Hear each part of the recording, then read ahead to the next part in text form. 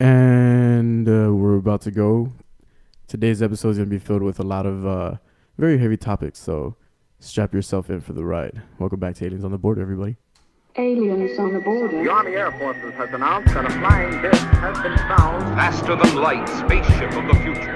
By direction of the President of the United States, stay in your home. Is it human or inhuman? Earthly or unearthly? Born in that swirling inferno of radioactive dust, there is no word to describe them. We may be witnesses to a biblical prophecy come true. Why is it that we usually ignore the fourth dimension? Is this the human race of the future? Aliens on the border. What's up? What's poppin', everybody? Welcome back to Aliens on the Border.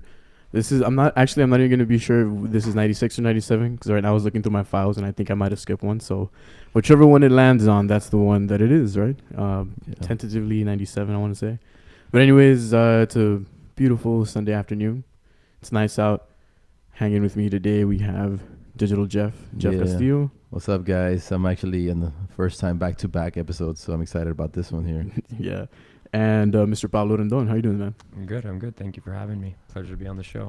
Dude, thanks for being on, man. I was pretty excited about it when Jeff brought it up, because we've been kind of just brainstorming on what to do as we get closer to episode 100. And I feel like they've progressively been, getting deeper. Like this last episode, we more went intense and farther down the line of, I guess the word. It's not the word professional, but it's more like author-based information, where people are doing research and going into these topics. More specific. More specific. And so man, I'm glad that you're able to come through. And so honestly, I don't have like a super detailed story, as we were talking about before we started the show. So I'd like to start there. Pablo, like, what is your story, bro? How did you get to where you are right now? So how did I get to be sitting here at your podcast show? Yeah. Well, I suppose it would be fair to say I'm from Laredo, along with you guys. Jeff and I have known each other probably since we were about like 8 or 9 years old, through basketball and sports in general, always playing against each other. Yeah. But fast forward, about 20 years later, I'm living in New York City. And I'm working in media, helping run and build a marketing agency, specifically in Brooklyn. And I get a phone call from Jeff, and he's just like very straightforward. I don't think we'd ever even spoken on the phone before, but we'd known of each other and spent years seeing each other through sports. And he was like, we were rivals, by the way. And he was like, I'm coming to New York. I need a place to crash for a few days. I'm doing a shoot. I think it was a New York Giants football player that you were shooting, right? Or that one specifically was with Joey L. He's another photographer, specifically out of Brooklyn. Okay. And I think from what I remember, because I was still new to New York City, and where your house was to that place I was shooting was like bike distance. I could bike it from. I think there. You were at the Navy Yard, maybe. Yeah. Anyhow, I got the phone call. I was like, yeah, sure, why not? And Jeff arrived. I didn't even know he was a photographer at that point. And so we got to hang out and reconnect. And, the only reason we're bringing this up, aside for the audience to know a little backstory, is that this is actually what you could say was when I was about at my most successful career-wise. 30 years old, 2-bedroom apartment, car, garage, number 2 person at a company in New York City. Things are going great, making a fair amount of money for a young man. But on the inside, that wasn't the case. But I couldn't really tell you what was going on the inside anyways. All I knew is that I was spending 80 hours a week working and probably 60 hours a week partying. And eventually that's unsustainable. And so shortly after Jeff came to visit and we reconnected, I ended up leaving New York City without giving it too much thought. Just something was wrong. I wanted out, and I took a flight west to Los Angeles. And I laid on the beach for about 30 days, just trying to clear my head. and nothing would really clear. Like something, you know, like running away from a problem is never the answer, but I didn't quite really know what I was running from. Like on paper, everything was fine. You know, my biggest problem, so to speak, was not knowing how to handle these nuances of, I don't even want to say it was success. It was a multitude of things, but the biggest thing I could identify was that for some reason I'm drinking copious amounts of alcohol, and I've gotten really good at it. I didn't know what that meant at the time, but that started the journey of what is known in psychology, or at least in a lot of psychology academic circles, as shadow development or shadow integration, which is sort of integrating the dark side of your personality. And if you don't do that, well, you know, you're going to be worse off than facing that particular side of yourself.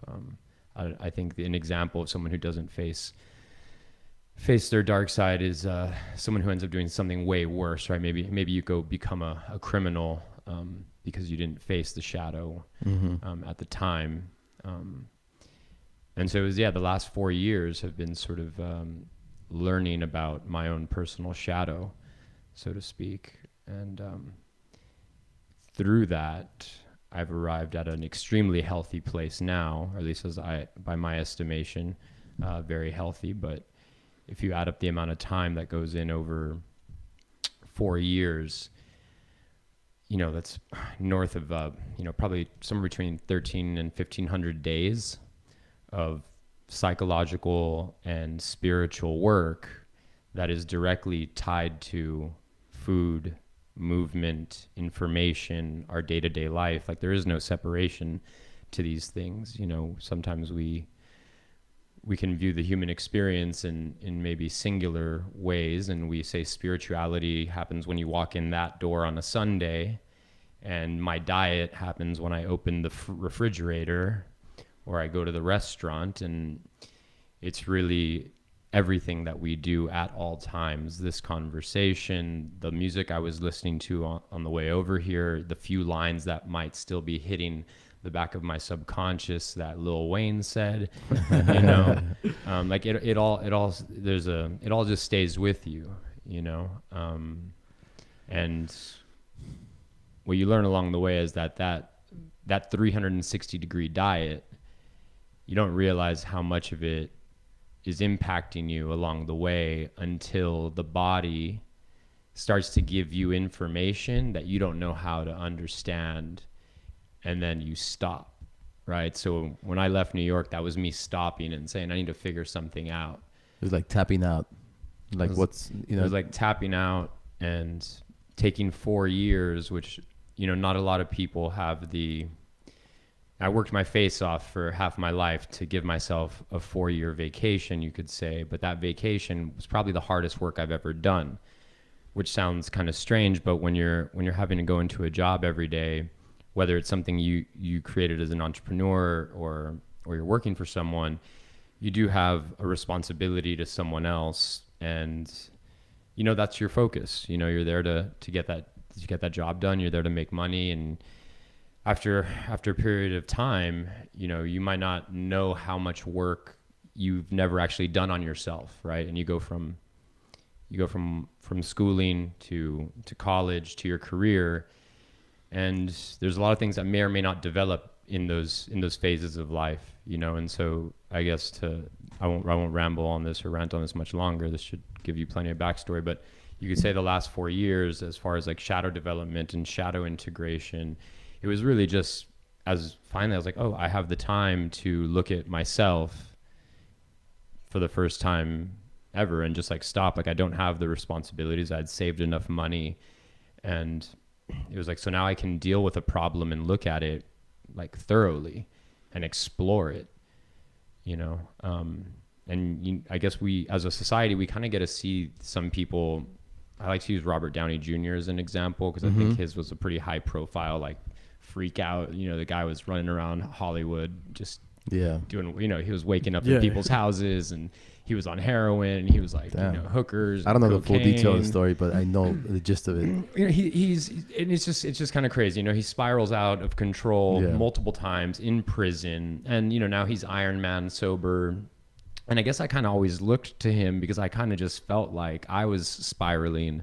And it wasn't like this spiraling out of control. It was sort of just like, it was almost like I wanted to go on this adventure and that I felt called to, and I wasn't able to for X amount of reasons. And so when you can't go do what you want to do, that desire is going to express itself in, you know, an adult tantrum, if you will, right? In some sort of foul nature. And in my case, it happened to be alcohol, readily available. Actually, you know, it's a lot of fun.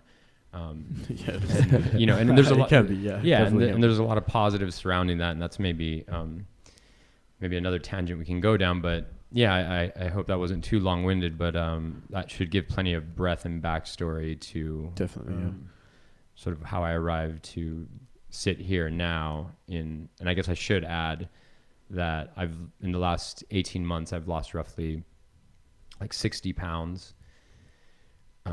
I was like at 193, maybe 195 at my heaviest, and I got down to 135. But through the course of like gaining and losing all that weight, I fell in love with this thing that is the human body. That's this amazing, sophisticated hydroelectric biocomputer that we just don't treat maybe as good as we could. And it's mostly because we view it in rather unsophisticated terms. And so the last 18 months specifically, I've spent educating myself through what I call experiential self-science, and which is like another form of like being your own guinea pig. Yeah, being your own guinea pig, which we already are. Yeah.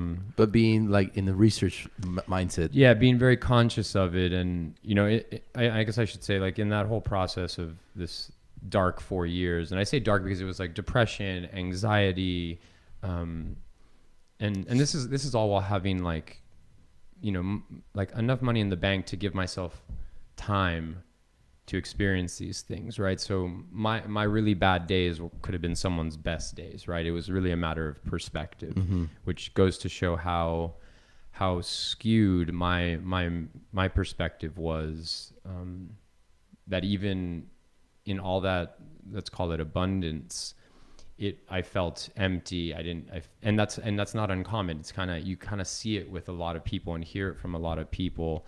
You just tend to hear about it from people that have platforms, right? Definitely, yeah. From people that are like celebrities, or exactly, they have a platform, a sort of mouthpiece to spread that awareness. And I wanted to talk a bit about I know you mentioned that you felt like you were spiraling for a moment there at the beginning of that period. What was it that kind of set you off? Was there like a specific thing, or was it just like an amalgamation of everything? Well, you know, when I look back on it, I'll say I was in a untrusting business situation.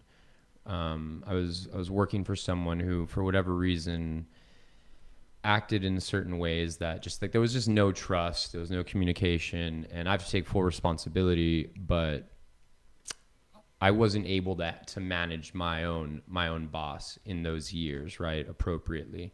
And the more money you make, the more stress there is naturally.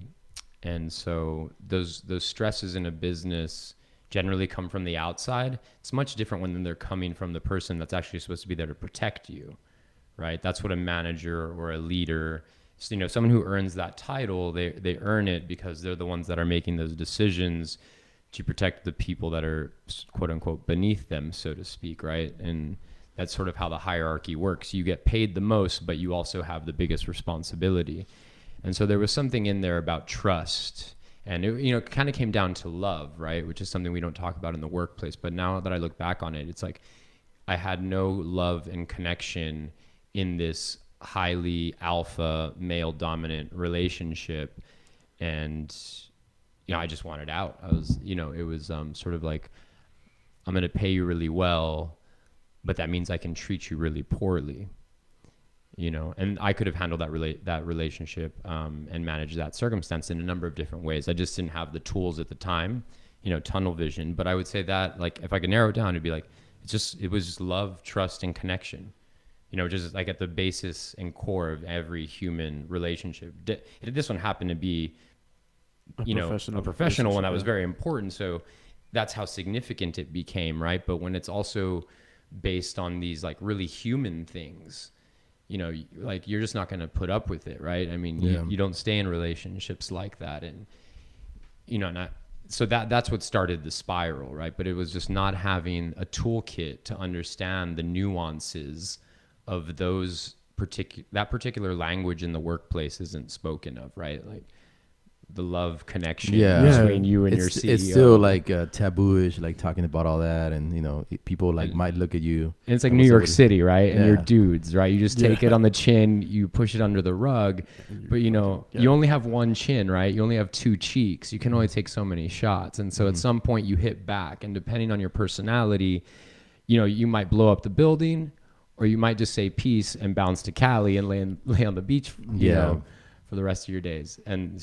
I chose the latter, but it was really just being uneducated in how to handle these aspects of life. And I kind of now in hindsight I look at it as a gift, because it was like, well, you kind of have to level up on this, and clearly being on an alcohol diet doesn't keep you thinking straight. Like I probably could have solved that problem and like leveled up some of that alcohol. Yeah, I could have probably leveled up, solved that problem, and came out on the up and up. But the reality was, I was still acting like a 22-year-old in the sense of partying and not facing the shadow issues that were there and that he represented. So in hindsight, it was like the biggest gift I had was that this individual, was giving me the opportunity to face these obstacles, right? That's like the optimistic way to look at it, right? I had this challenge in front of me, but I was choosing instead to point the finger at him and say, God, you're such an asshole. So I don't know, can we curse on this? Yeah. Feel free, like, you're such an asshole. I'm pointing the finger at him, and therefore I'm now a victim, right? So that, and I think most people that enter a state of victimhood do tend to spiral, but the more complicated part of that is like you might actually be a victim. Like that actually is like a form, like being a victim is real. And so it was two-sided, right? Like I was trying to be a man but couldn't speak up, spiraling, quit.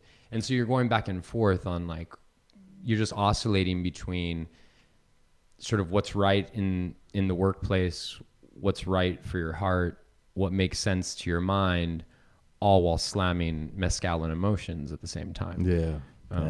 And so that's just not a good cocktail necessarily. You want to clear doesn't sound mind. like it tastes good at all. Mezcal and negative emotions. Dude, and when you were spending your days there, were you literally, when you say you were laying on the beach for 30 days, were you literally laying on the beach for 30 days? Like, I mean, not entirely. Mostly, yeah. I got a place in Venice. Okay. So I was laying on the beach, and I was meditating. I was reading. Was this before Venice was like Venice what it is right now? Like, or was it? I mean, this. I guess I'll just give you the exact. It was at this point. It was about 4 years ago. Right now, maybe 5. 2015-ish, more or less. It was before Snapchat moved in. It was probably before Snapchat moved in. It was already pretty cool. I mean, Abbott Kinney was popping. Yeah. But I mean, I just stayed on the beach and I road tripped around. So I went to San Francisco. I went down to Encinitas and spent some time down there. It's a little north of San Diego. I think it's Encinitas. But yeah, either way, I was just in the sun, on the water, just relaxing, trying to clear my head and sort of make sense of how I arrived at this point of giving up my life in New York City after making that my home for nearly 7 years, and then now deciding kind of what to do when I had no sort of plan. Yeah, it's not like you had like, oh, I want to have this new opportunity. It was just like, let me stop. It was more like hitting the eject button, and that eject button was I have enough money in the bank to live for a while, which again was sort of this other.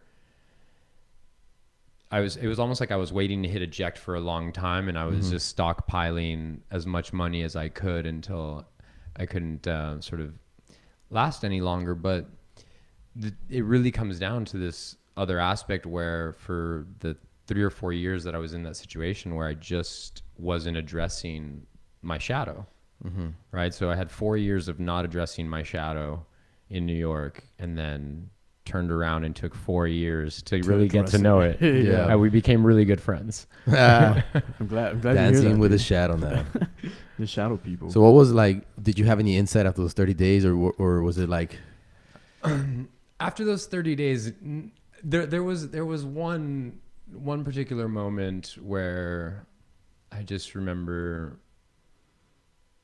sort of giving in to feeling like nothing's really gonna solve this but time, because I just felt so wound up, and when you're really wound up, you almost don't want to have time to think about it, and like you almost want to be distracted. And so the hardest thing is sort of like just to sit there, and you're sort of like, if you could think of walking into like a really big, like amazing museum, and every painting is one of your really painful memories, but they're so beautiful you have to look at them, you know, and you can just spend days going through these museums. And that's sort of what it is when you have time to address, well, in this case, address my shadow, which I had never really addressed before. And so you mentioned something while you were there at the beach about contemplating or meditating, if you will. And it's interesting that you bring that up, because in my own experience, I mean, obviously not even similar to, at least in the, I guess, not being in New York or what have you, but a similar experience in the sense that perhaps around the same time, I would like to say, this is maybe like 3 or 4 years ago now, maybe 5, where I encountered myself and my close circle of friends came across psychedelics for some reason. And honestly, it was very, very weird. Like, you know, that first experience on psychedelics where you feel like everything in the universe is talking to you, and you're just like, what the fuck? Like, why is this one thing here at this specific time for me to see? And then you like automatically capture like, that's what that means, right? So in that time frame, it was weird because I've, you know, a lot of my friends and I, we ran a lot in like the I guess like creative space or creative circle here in Laredo. A lot of us were like trying to make music. A lot of us were like painters or designing clothes, what have you, right? So we were on that creative space, and for some reason, psychedelics got into the hands of one of my very close friends, and then it started disseminating across like different circles, and it was like the precipice to this new wave of different energy that's been just bubbling up around Laredo. And it was so crazy because ever since that point, I feel that like more and more people that I encounter are placed into that path of like personal enlightenment. And for me, it was a little bit like, I'm gonna fucking force you, because you're right out the gate. Like, I mean, I guess I've when was this? Let's see. And what kind of psychedelics are you? So initially, my first, I would smoke a lot of weed, right, back in the day. This was like when I was in high school, and I graduated in 2011. And then after that, up until around like maybe 2014, I want to say, all right, that's like 4 years ago. Like I was around like 20, 21. So 4 to 5 years ago, maybe. And then, so at that point, like I had been smoking a lot of weed. I had gotten myself into some trouble with like the law and all this other shit, and I felt like I was spiraling out of control myself, right? And then I had that initial experience to where it was it was with LSD specifically, and it was a group of my friends and I, and it was very, very, very introspective, to where it was almost like if I was standing outside of myself in front of the mirror, like a true reflection of everything that I've been doing. First time looking in. Yeah.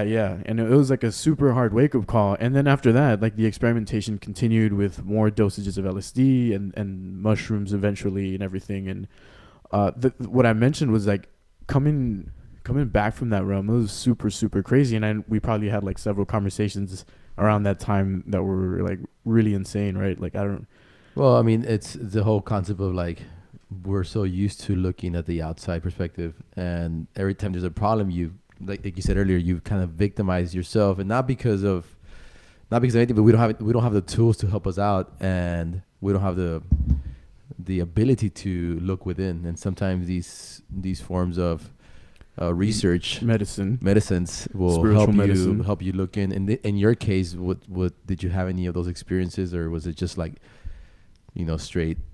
So in California, in that particular moment, there were no psychedelics.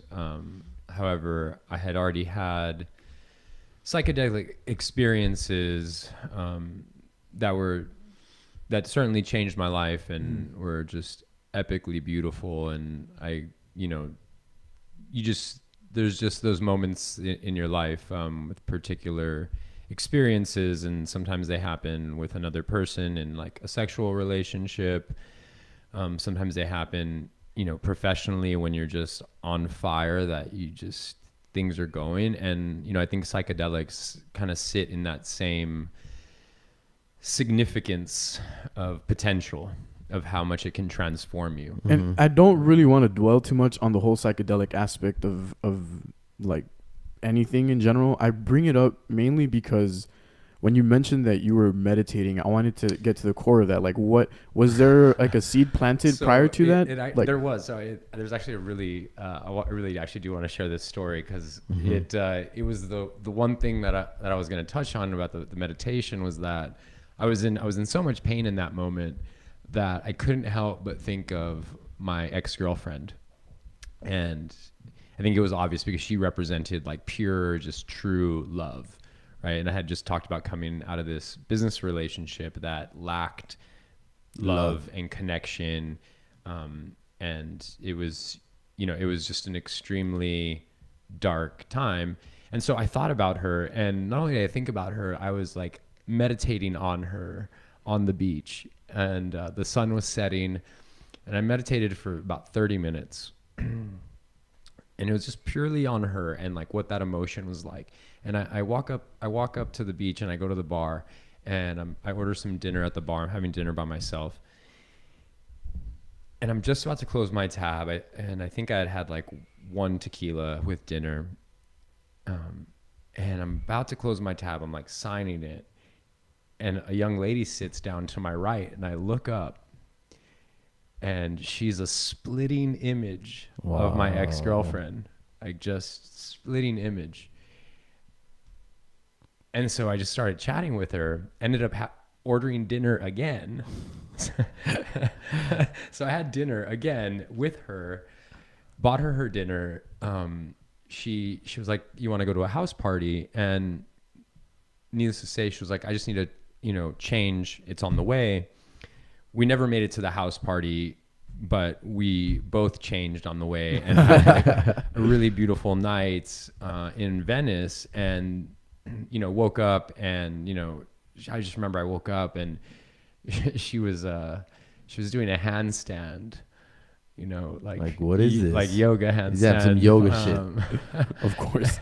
And I can hear the ocean. That is Venice. And it was beautiful. And then we road tripped around California for a bit. And to just add that up, it was just this moment of the universe just kind of being like, hey, whatever you're feeling, just know that you can still manifest. If this doesn't prove to you that you can still manifest and that we have your back, and it took me a long time to still believe I could manifest after that. And manifest maybe is a bit of a loose word, but to co-create with reality. When you're just not feeling yourself, it's really hard to do that. But I will say, like, that did feel like a psychedelic experience, because I was on the beach. I thought about this woman, and the ultimate level of synchronicity. She appeared. She appeared like in the video games. Yeah, and she had a different name. She was from a different place, but splitting image. Same avatar. And I'll never forget that. Yeah, like I remember all of it very, very vividly, and it was just like the universe sort of saying, "Hey, I got your back." And I think hearing you talk about psychedelics was sort of like the universe saying, "Hey, I got your back." Word. Okay. Yeah, I get that.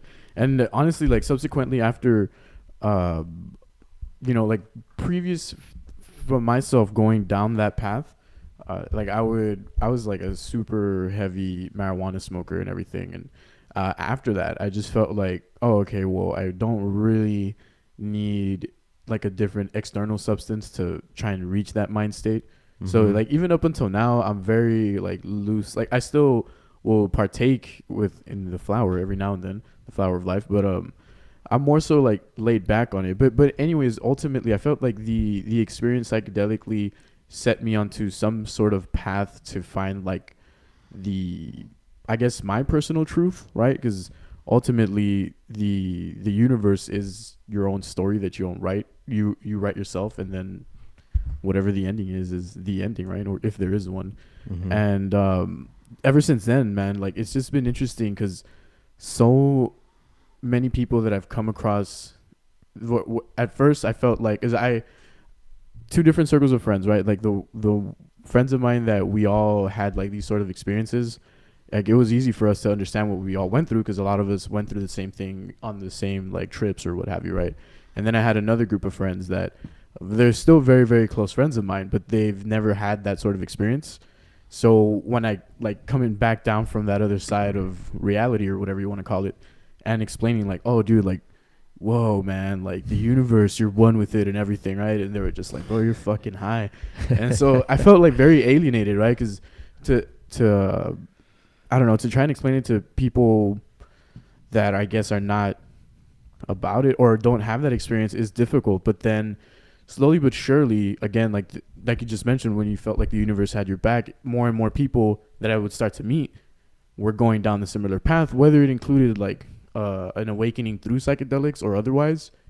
And it was crazy. And one of the first times that we had that experience was myself and Jeff. It was very, very early in the podcast. I think it's like episode 9 or 10. Episode 10 was with you. Yeah. And then the episode before that, we hung out with a mutual friend of ours, Oscar. And he was telling us like his version of the spiritual enlightening or what have you. And it was interesting because it was like completely independent of any like external instigator and more so like through a religious path that triggered it. And so I was just amazed by, wow, like even someone that is completely alien to that experience is still able to, walk a similar path or ultimately work towards the same goal. And you mean without the use of like psychedelics? Exactly. Yeah. Okay, yeah, exactly. Like any psychedelics. So you don't need the actual psychedelics to be able to encounter this new form of consciousness. Yeah, I don't believe you do. No. And that's initially why I had asked you, like, what drove you into like, I feel like I need to meditate in order to kind of mediate that. Like, was that from a previous experience or? Well, the pain was just so dense that I didn't have much of a, that was like the one outlet, which was like, well, I certainly have enough strength to close my eyes and lay on the beach. I can do that, so it was just about as much strength as I had, wow, to muster, so to speak. So let me let's fast forward a bit through here. So you went through 4 years of shadow development, hanging out with your shadow on the daily, and you come out on this end now, and you're sitting here before us. And what have you been learning throughout these 4 years, man? Like, what is it what experiences have you, taken away from it that have really helped you see the light, I guess? So I think there's simplicity. There's like this really, the human body in nature is so sophisticated, but we have so little to do with it that we get to actually just enjoy what it does, right? And the Western mind, the intellectual mind, the academic mind that likes to dissect and slice things up to smaller and smaller pieces to have a deeper and deeper understanding is really beautiful. But that does not allow you to know the experience, right? I've never seen Rome. I can watch the HBO show. I can read about it. I could know all the history. I could be the premier historian on Rome and have never been to it.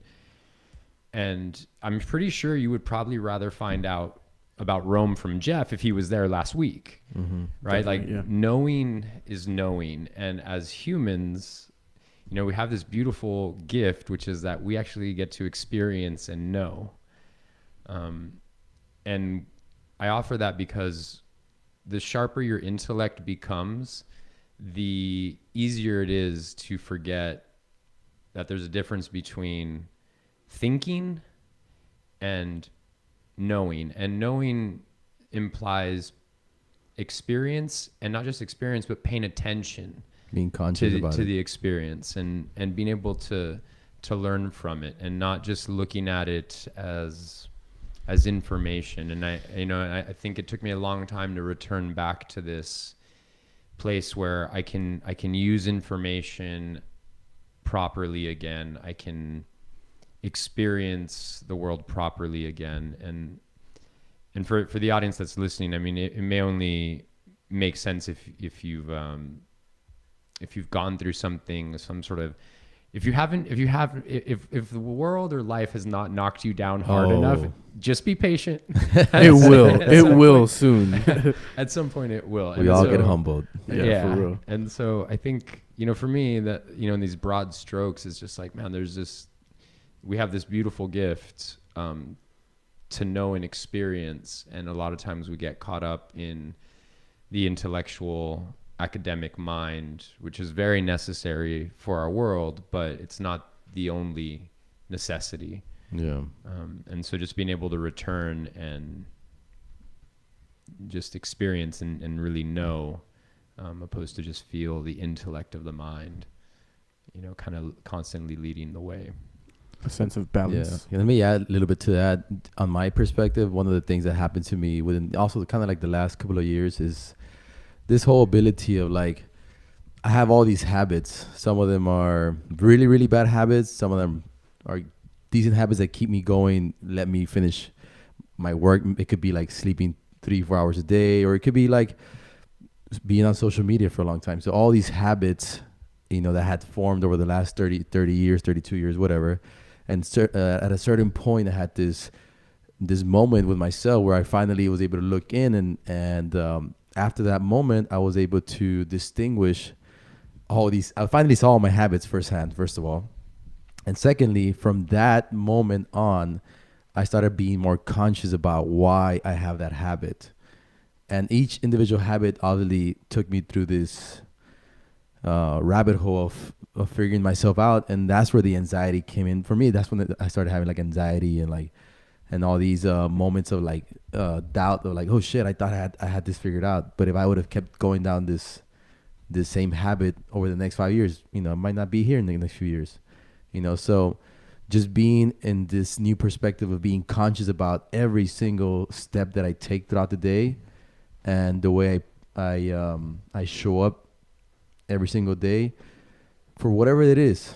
For whatever it is that I'm doing, whether it's having a conversation or whether it's me sitting down and thinking about what I'm going to eat or what I'm going to write down or what ideas I'm going to implement or try to create, this consciousness is more being, the word consciousness is being conscious about exactly the habits that you're building or destroying in that sense. So I don't know if you can relate to some of that. I'd love to add in, I heard this yesterday actually from a gentleman who I know you know named Sadhguru. Oh, yeah.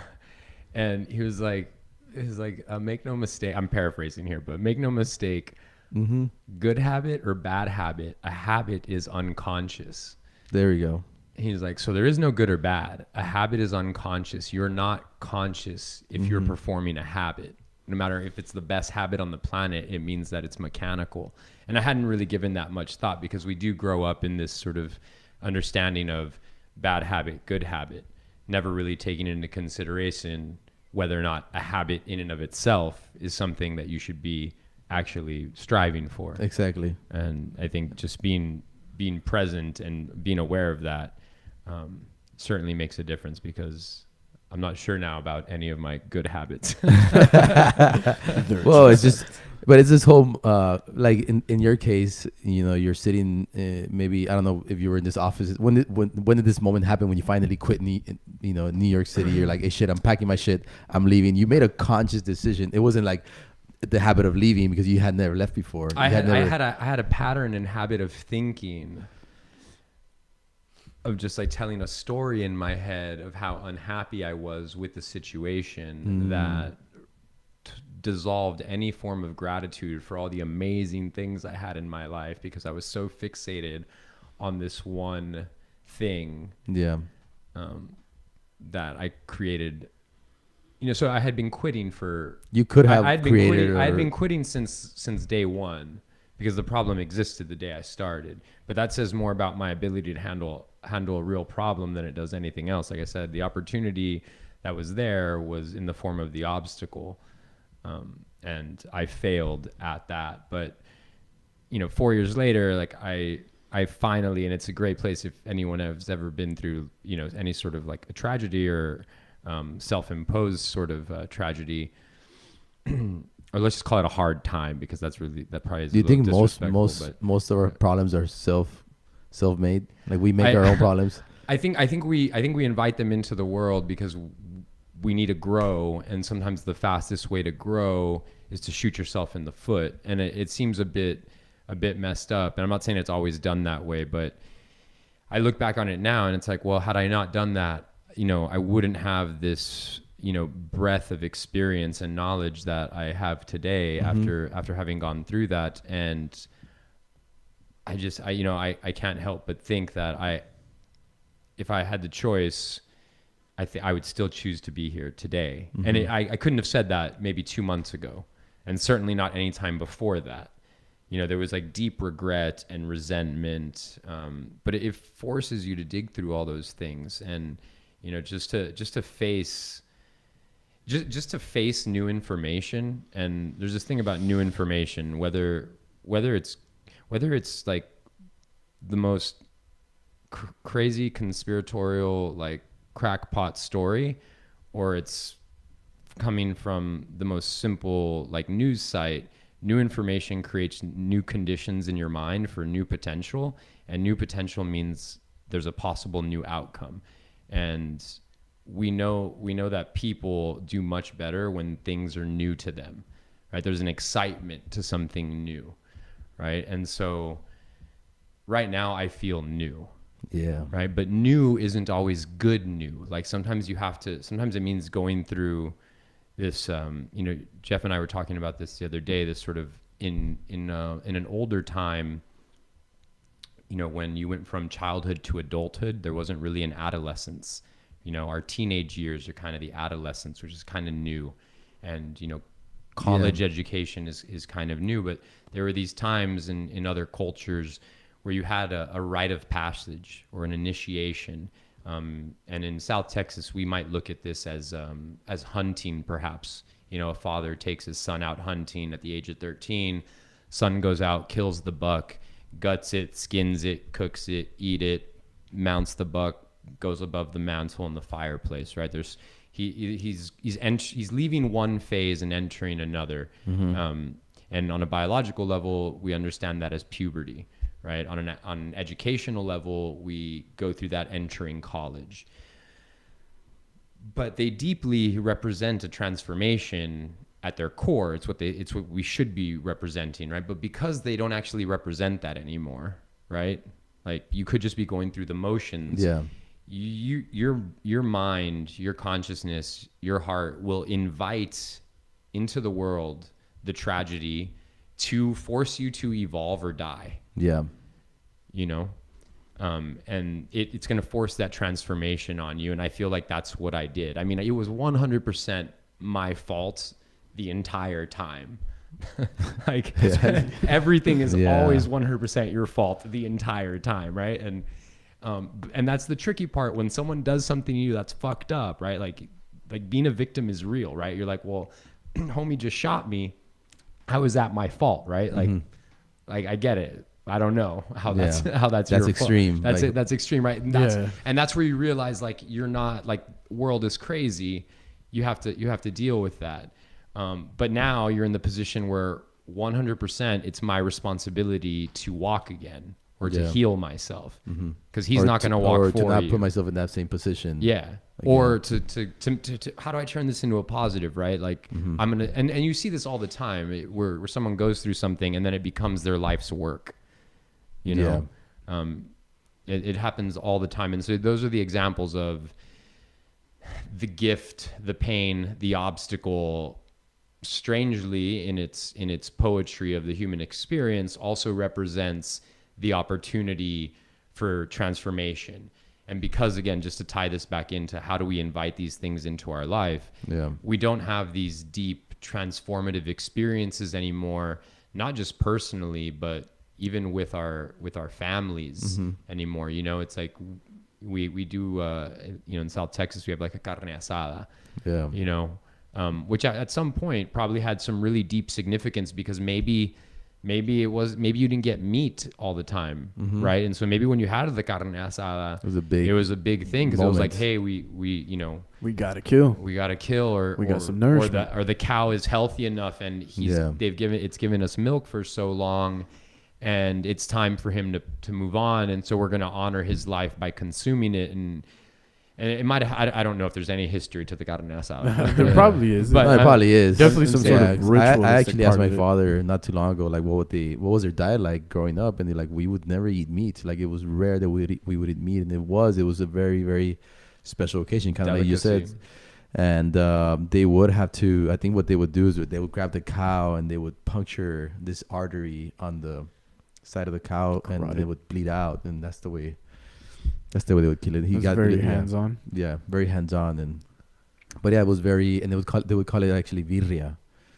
Birria is kind of like a form of menudo or pozole, but like. And they would use every part of the cow. Every part of the cow, And we don't know it that way. I mean, and for us, the association comes with like football.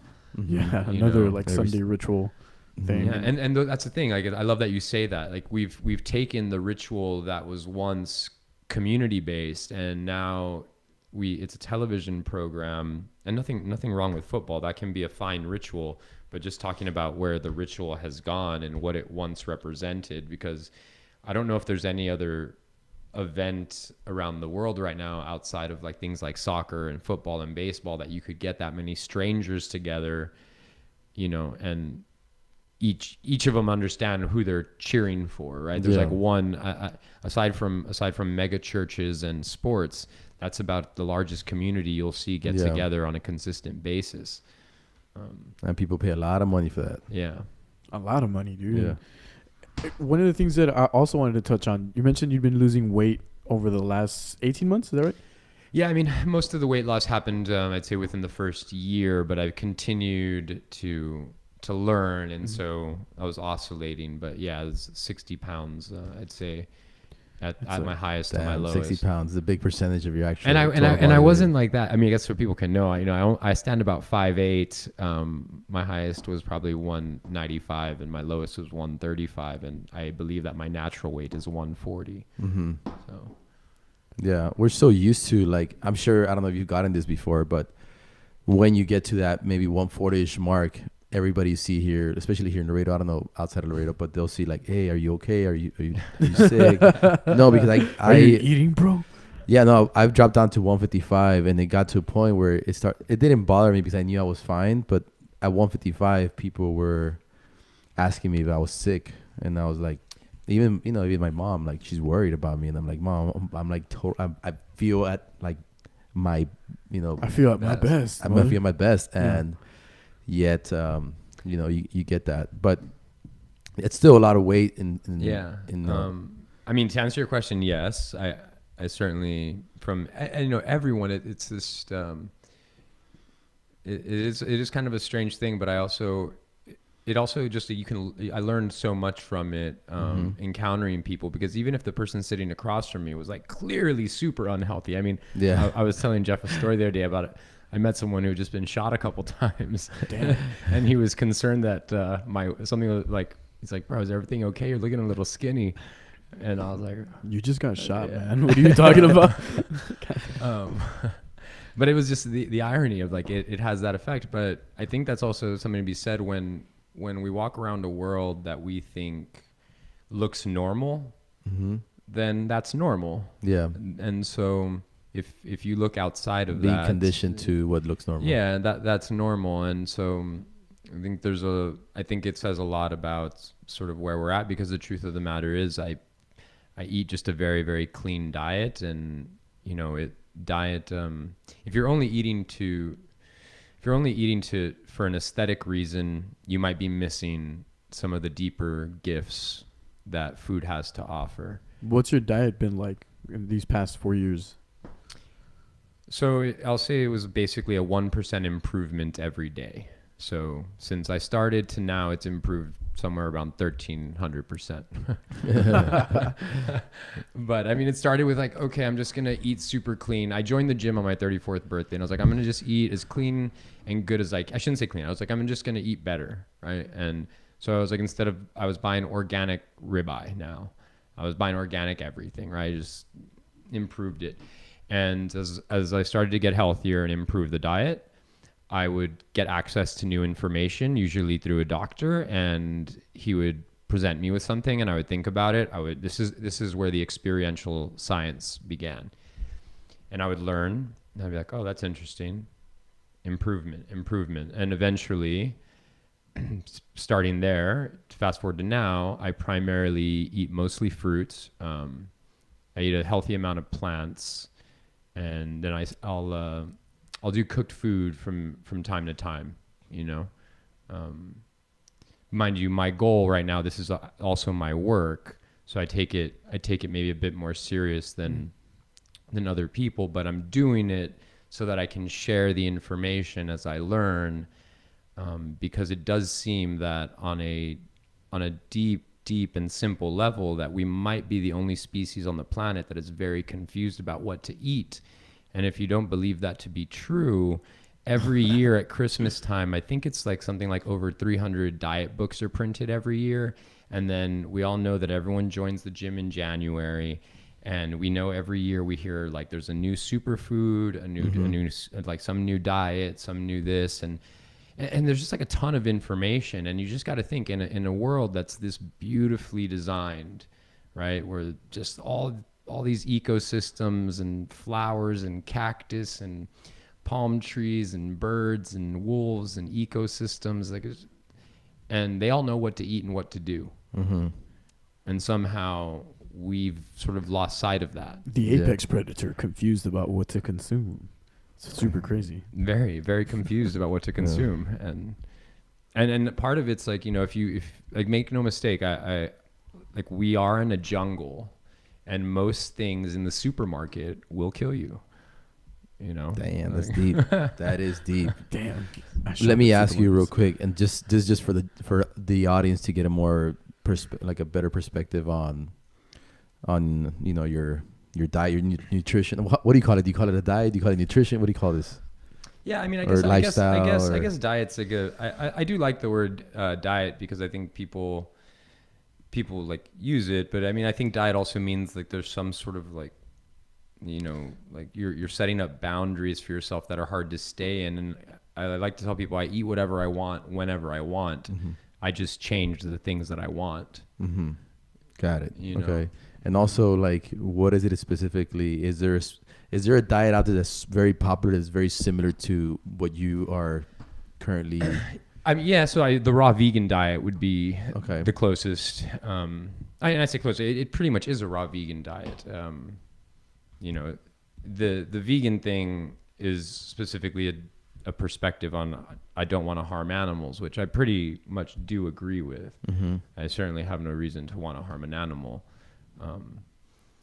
And so I don't like the divisions in general that I see anywhere about food, because I think I'd rather share a meal with a carnivore, a vegan, a fruitarian, and have everyone at the table, because I think that says a lot more about us as human beings than I'm only going to sit with the vegans. Like, oh, I see what you mean. Hey, meat eater can't sit here, right?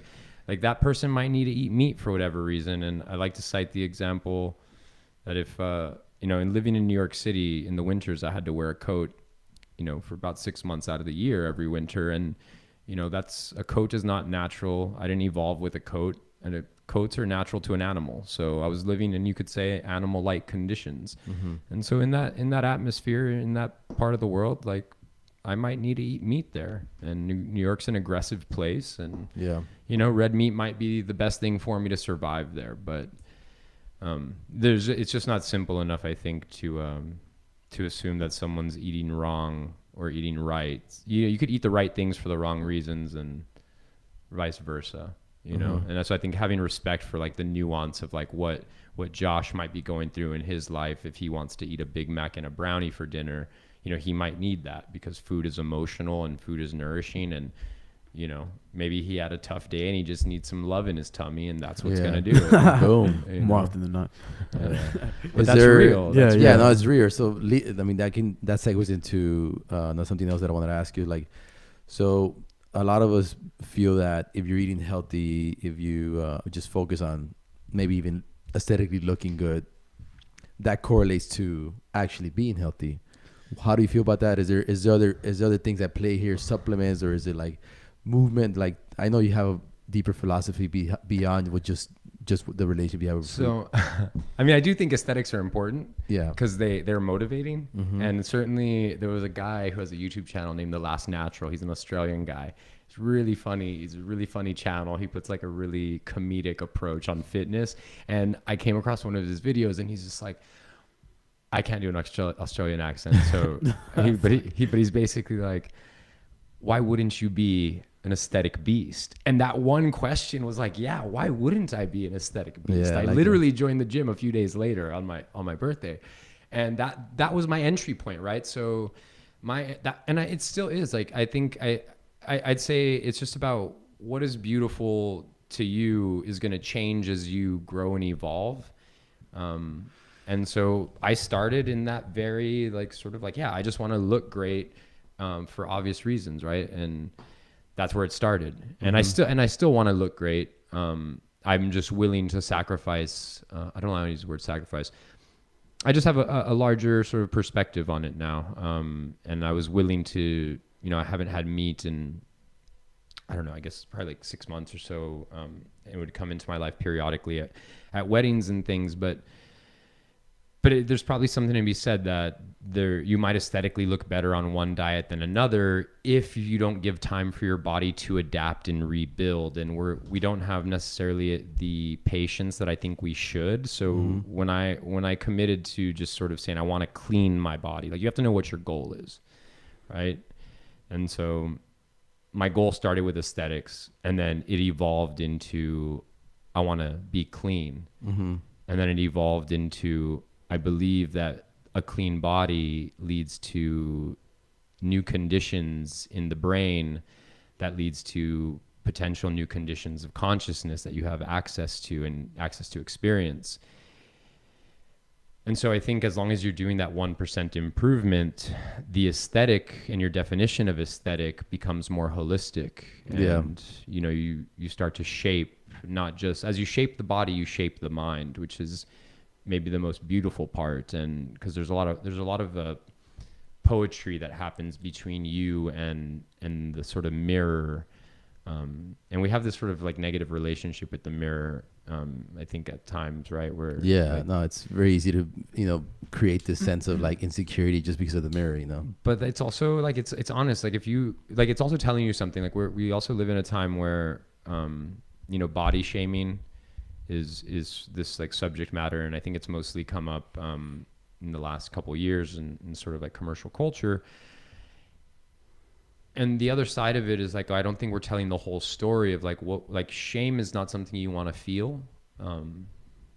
It's a really ugly emotion to identify with, but that doesn't mean that maybe that it's not real. And so when I looked in the mirror 18 months ago, like shame was real, but it was like, cause I was responsible for what I saw. Like no one else did that but me. Yeah, no one force fed you. Yeah, so it was a pretty appropriate thing to feel, and the pain was large enough to induce a change. And so I think there's something to be said that when you do look in the mirror, like obviously you don't need to look like a model because a model looks like a model, but only for the photo shoot. What would your body look like, and what would your mind feel like if you if you had your natural human form.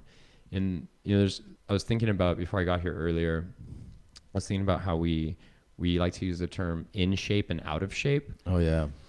And at first glance, you don't think too much of those terms, right? But if you're in shape and you're out of shape, that means that there's a shape. Like, so if you get out, like, it's like you went out of bounds. Like if you're out of money, like, well, fuck, that sucks, right? Definitely. And if you're in the money, you're good. You're like, let's go. Yeah. Right. So it's sort of like the same thing. Yeah. But the bank is you. Yeah. You're the bank, and so I think it's actually the best thing that you have is like to keep making deposits. Yeah. And it's like, and what are you putting in, because the reflection of the body in the mirror is a reflection of you bringing the outside world inside of you. And it may not seem that sophisticated at first, but when you start to look at the world and the opportunities that you have to put things in your body, and when you learn about them, you start to realize that you are this very sophisticated thing, and to not express yourself in like with a level of sophistication is just a loss. You know, it's like you would never, like you would never get on an airplane if they were filling it up with pineapple juice. It's a sophisticated piece of engineering. It needs jet fuel. Like we're all sophisticated pieces of engineering, and sometimes we're feeding ourselves, pineapple juice. Which actually wouldn't be a bad thing in that case, but or as you had said earlier, alcohol. Alcohol. Yeah. Alcohol. Yeah. Which is just the perverse form of it. I do think, because I also, I want to offer this to the audience. Like, I loved tobacco. I loved alcohol. I still do love them both, but I have no desire to consume them. And the cleaner the body gets, you might ask, well, I lost 60 pounds. Well, what were those 60 pounds? What was that? Was that just stored potential energy? What was that? Was that what is fat? Is fat just stored energy that keeps you warm?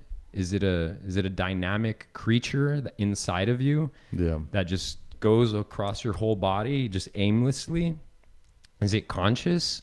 Is it making decisions on any level? Is it influencing your decisions? Like, do you make better decisions overweight or at proper weight? Do you we kind of just think because it's a 3-letter word and it's really simple to say, and it's like fat, like that it's not sophisticated. But as far as I can tell, there's nothing else on your body with the exception of skin and fascia that are directly correlated to it, at least in the sense of how they operate, like spread across your body. And it's pretty dynamic. It's kind of scary. It covers your whole body. It's like you do want to use that to your advantage, but again, it's just not giving too much credit to the sophistication because we call it fat, a 3-letter word. Yeah. There should be a scientific, I'm sure there is a scientific word for that, but we might. Adipose tissue. There we go. Yeah. Like what the fuck is that? What is it doing? Like what is inside of a beer belly? A lot of beer, probably. Right. But what is it now? We know what it was when it was out here. Yeah. But what is it now? It's been there for years. It's just fermenting. Like, what is it? That's crazy. What is it? I don't know. I don't have the answer. I mean, adipose tissue consists of mainly fat. It just goes back. It's like a fucking infinite loop. But yeah, I don't know, bro. That's a really tough question. Not a scientist. Also, not a scientist. Yeah. I mean, I have like a basic understanding of anatomy because I did take a bit of anatomy.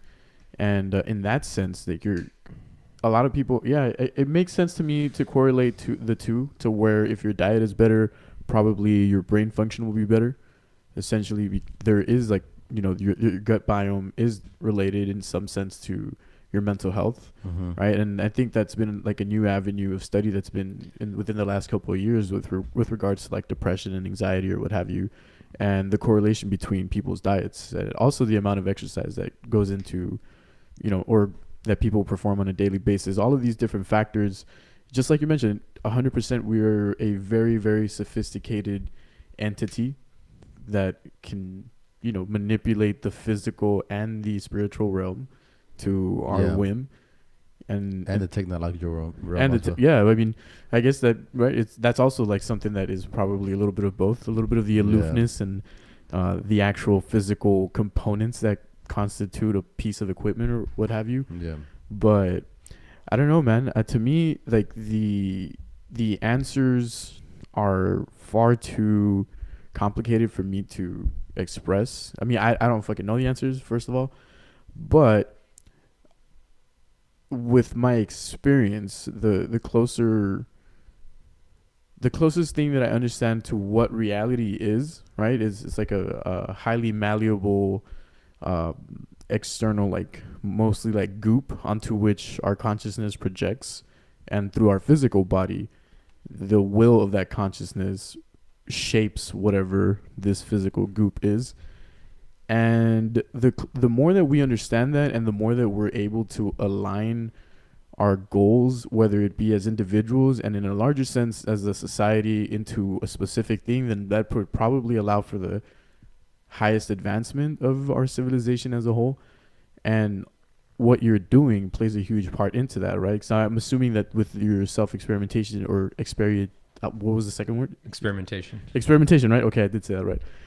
You're, I guess, cataloging this information for other people that also seek to better themselves. Is that what I mean, that's what I'm taking from it. So cataloging it, maybe less so, but I've been, because this wasn't my goal in the beginning, right? I just wanted to be an aesthetic beast. Okay, yeah.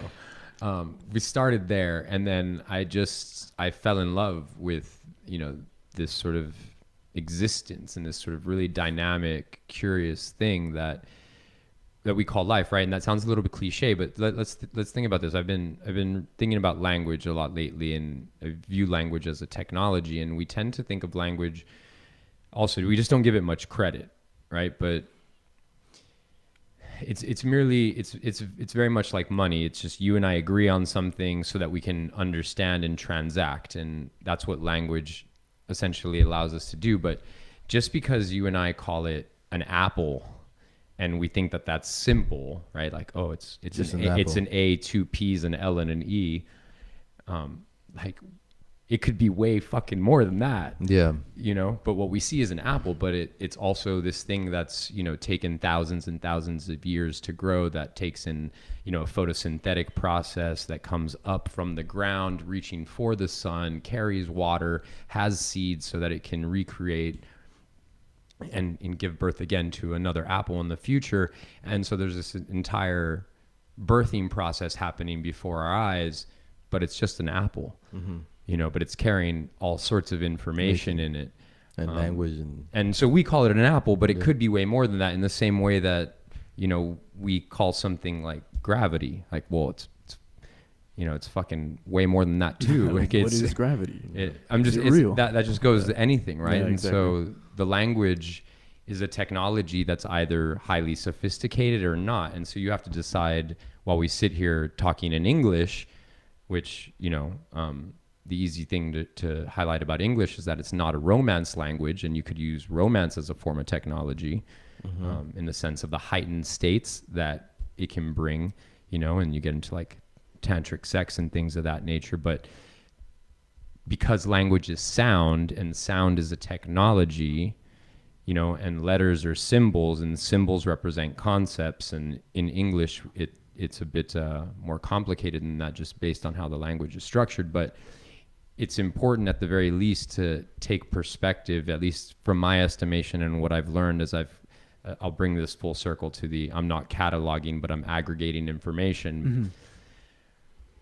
But language, in this sense, as technology, and what I've done is aggregated the work of several different doctors that I think touch on this in their own language, in a form that is like a spiritual technology.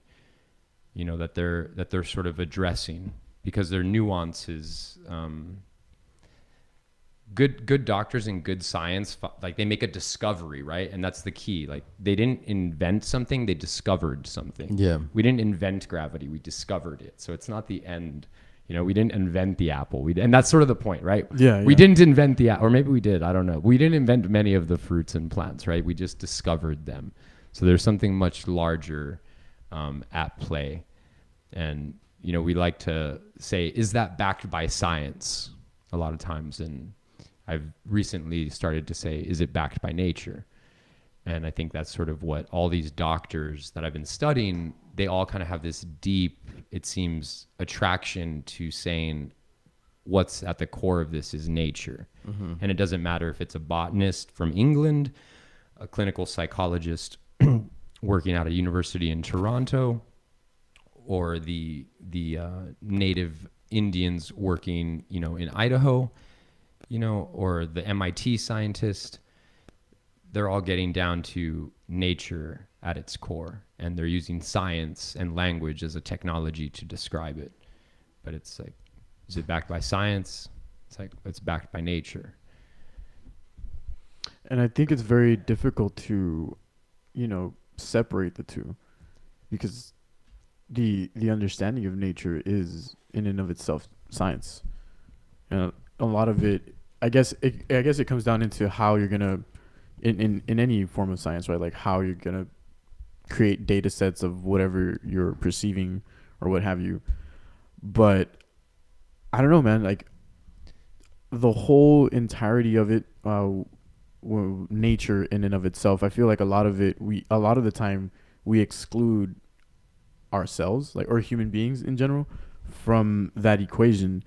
And I mean, we're part of nature as well. We're fucking... Yeah, you just that just spawned on me, like what you just said right now, as far as like we see nature as out there and we're separate from it, but in reality is we're integrated. Yeah, we are as similar as a tree or as a plant in like some sense. Science in that sense is like a form of nature, right? It's a language, mm-hmm. a technology that we use in an agreed upon terms to express ourselves and to measure something that then we can agree upon and theorize, right? But because we've become a bit dogmatic about science, like you said, we tend to view nature out here and we tend to view science over here, and we tend to separate the body from the mind as well, you know. And all these doctors, like I said, coming from different backgrounds, seem to all be coming to a very similar place when they come back. And they're all people that, you know, it's all really rather simple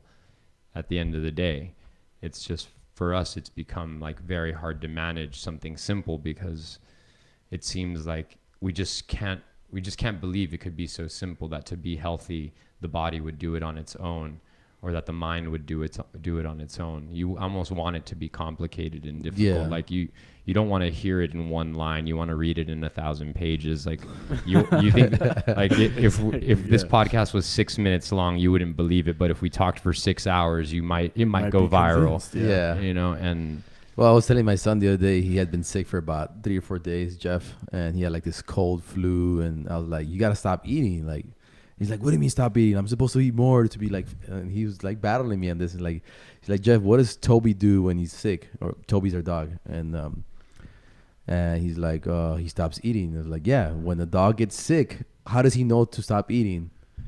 And he's like, I don't know. Like, well, genetically, through some information that they store that's passed down to them, they know that at one point when they eat something, or they're sick or they have a cold or whatever, they just stop eating. You know, so like we have to do the same. You know, on contrary to what your grandmother has told you, or to what I might told you in the past. Like, yeah, you eat this and you eat that and you nutrite yourself, and yeah, you do have to get your rest. But at the end of the day, you know, your body needs rest and your body needs water, and you know, with that, you'll be able to help your body cure itself.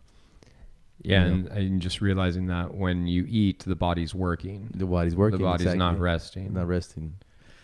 Yeah. So, yeah, it's the whole idea of it being simple. If we just become observants of, we observe nature. Yeah, it's so simple, and yeah, we like to make things complicated. It's just more fun. It's like it's dramatic when it's complicated. Right? Yeah, it gives us something to talk about. It's a spectacle. It's like 60 pounds of drama is what I went through. Yeah. So how do you feel right now? I feel incredible. It's clean. You know, I just feel very, very clean.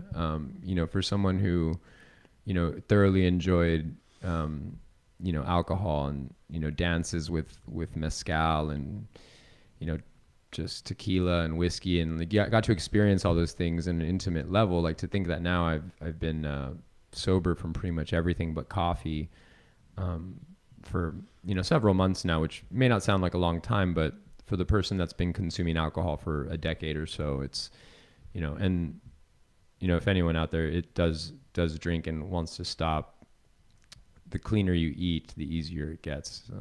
Strangely enough, it just takes time. It doesn't happen overnight, but the cleaner the body gets, the body just starts to make decisions that are naturally better for it. And like, that's, the hard part is if you think you eat healthy and you don't, that's where it becomes tricky. Like, you might be. Well, I think that's the hardest part today. Like earlier you said, like there's 300 books printed every December or like New Year's, whatever. I think the hardest part right now is understanding what exactly is health and then what should you be eating, because even with me doing research, like you get fed by different leaders, like, oh no, you should do the keto diet and you should do this and this is why, and then you have another leader saying no, stay away from all that, like and it's just like a mix of all these sources of information, and going back to making it simple. And that's why I'm very interested in your studies and what you're doing, because I want to see. I mean, just looking at you, man, you look fucking amazing, first of all. Thank you. And I'm like, I want to be learning from the people that not only tell you it behind the screen, right? Like, this is what you should be eating, but the people that are actually practicing and actually telling you, like, hey, man, I experimented on myself. This is the results. This is what happened. And, this I fucked up here, but check out these results over here. Like, so it's more of a learning from people that are really, really doing it. Yeah, I think this is sort of, if I can chime in here real quick, I think this is where the confusion for a lot of us,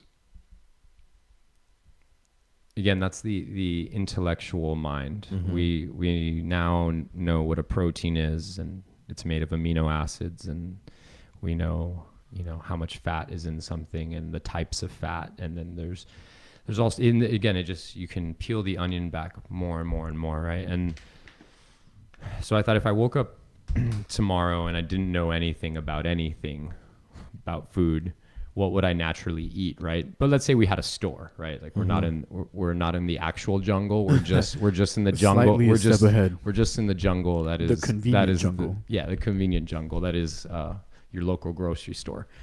And so if you walk into the grocery store and you didn't know fucking anything about anything, nothing made any sense to you, you'd say, what would you actually be attracted to? Something with bright colors, probably. Right. So that leads us to fruit, maybe a few vegetables, but primarily the fruits, right? And then you'd go up to them and you'd start to feel them, right? So that you'd know whether or not you could open them, and you'd start to smell them. Those would be our first indicators, and that would lead us all to fruit. So probably something to be said that fruits are on team human. Yeah. Second to that is plants, which I'm very curious about, but it also seems that plants are and fruits as well. They seem rather, they're just like very ancient, like if you've ever just really taken the time to look at a pineapple before, it has like some very strange qualities to it. Definitely. And even an avocado, it kind of looks like a dragon egg.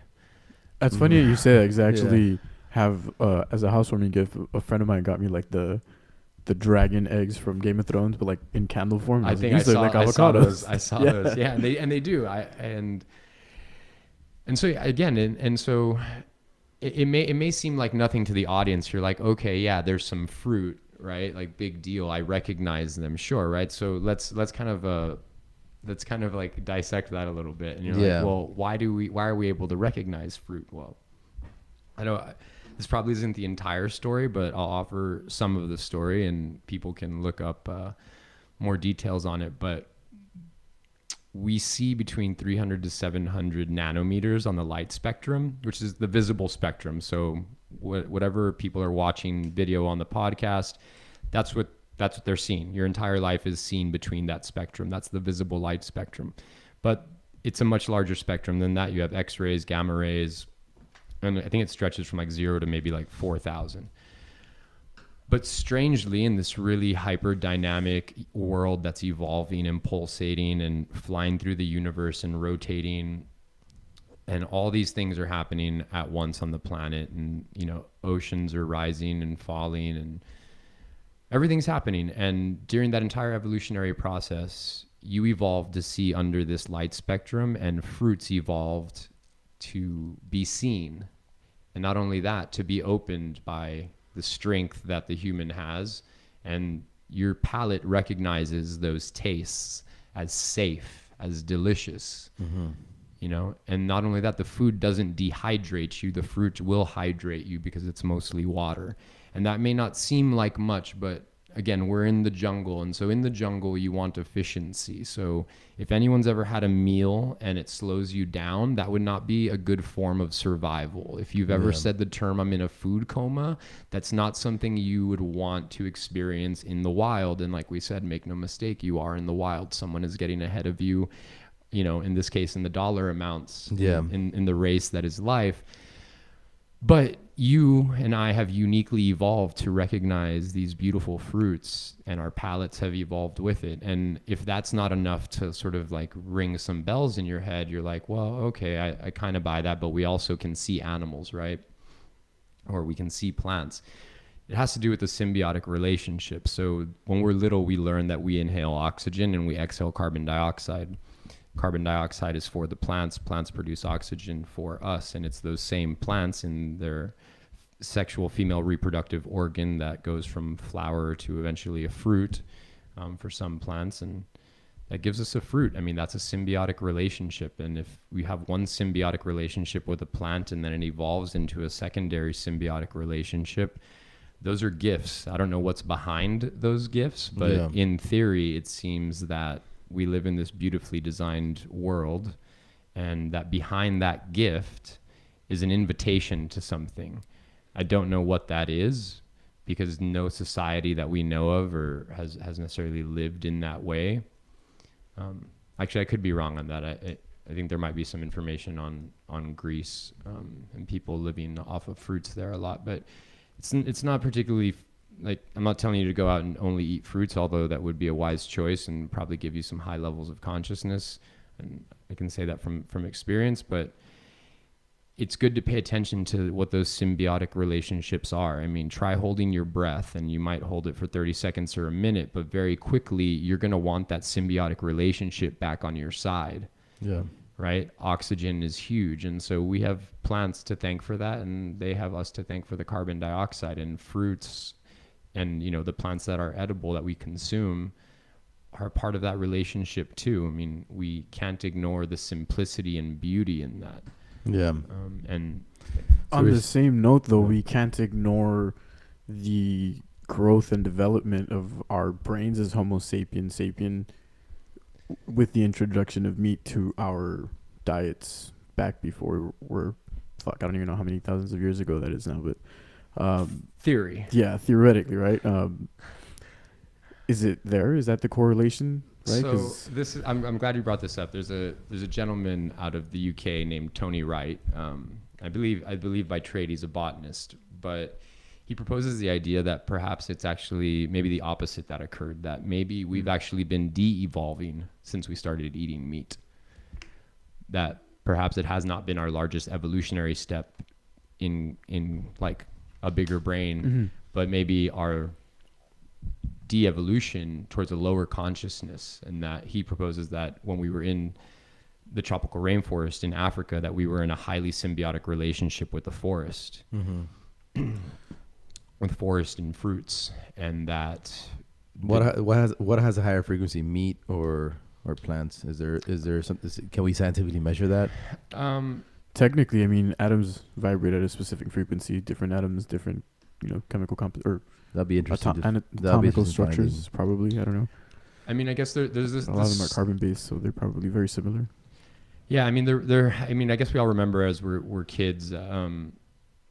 We've all seen the science project where someone plugs like a potato into like a piece of an electric circuit and like turns on a lamp, or like into a lemon. So we know things are charged, which probably a good time to segue and say the human body is electric. We've all seen in a movie where someone's heart stops beating and they get a defibrillator, and then you can see the little thing that looks like an earthquake on the monitor. It's like showing the heartbeat and the frequency of the electricity. So we know that we're electric, and we know that meat, let's say it was true that meat was this evolutionary tool that got us like to be super smart. I don't know if there's any evidence like directly to show that, like today, like do I feel smarter when I eat meat? Like, and not that I feel necessarily smarter when I'm eating fruit, but I will say that there's what comes with eating fruits or eating raw foods is that they are coming from this very pure state. You know, there's a photosynthetic relationship that they have with the sun, you know, and with water, that we're not a part of this, right? Like maybe now as farmers, but they, you know, before we even touched, you know, they were in the wild.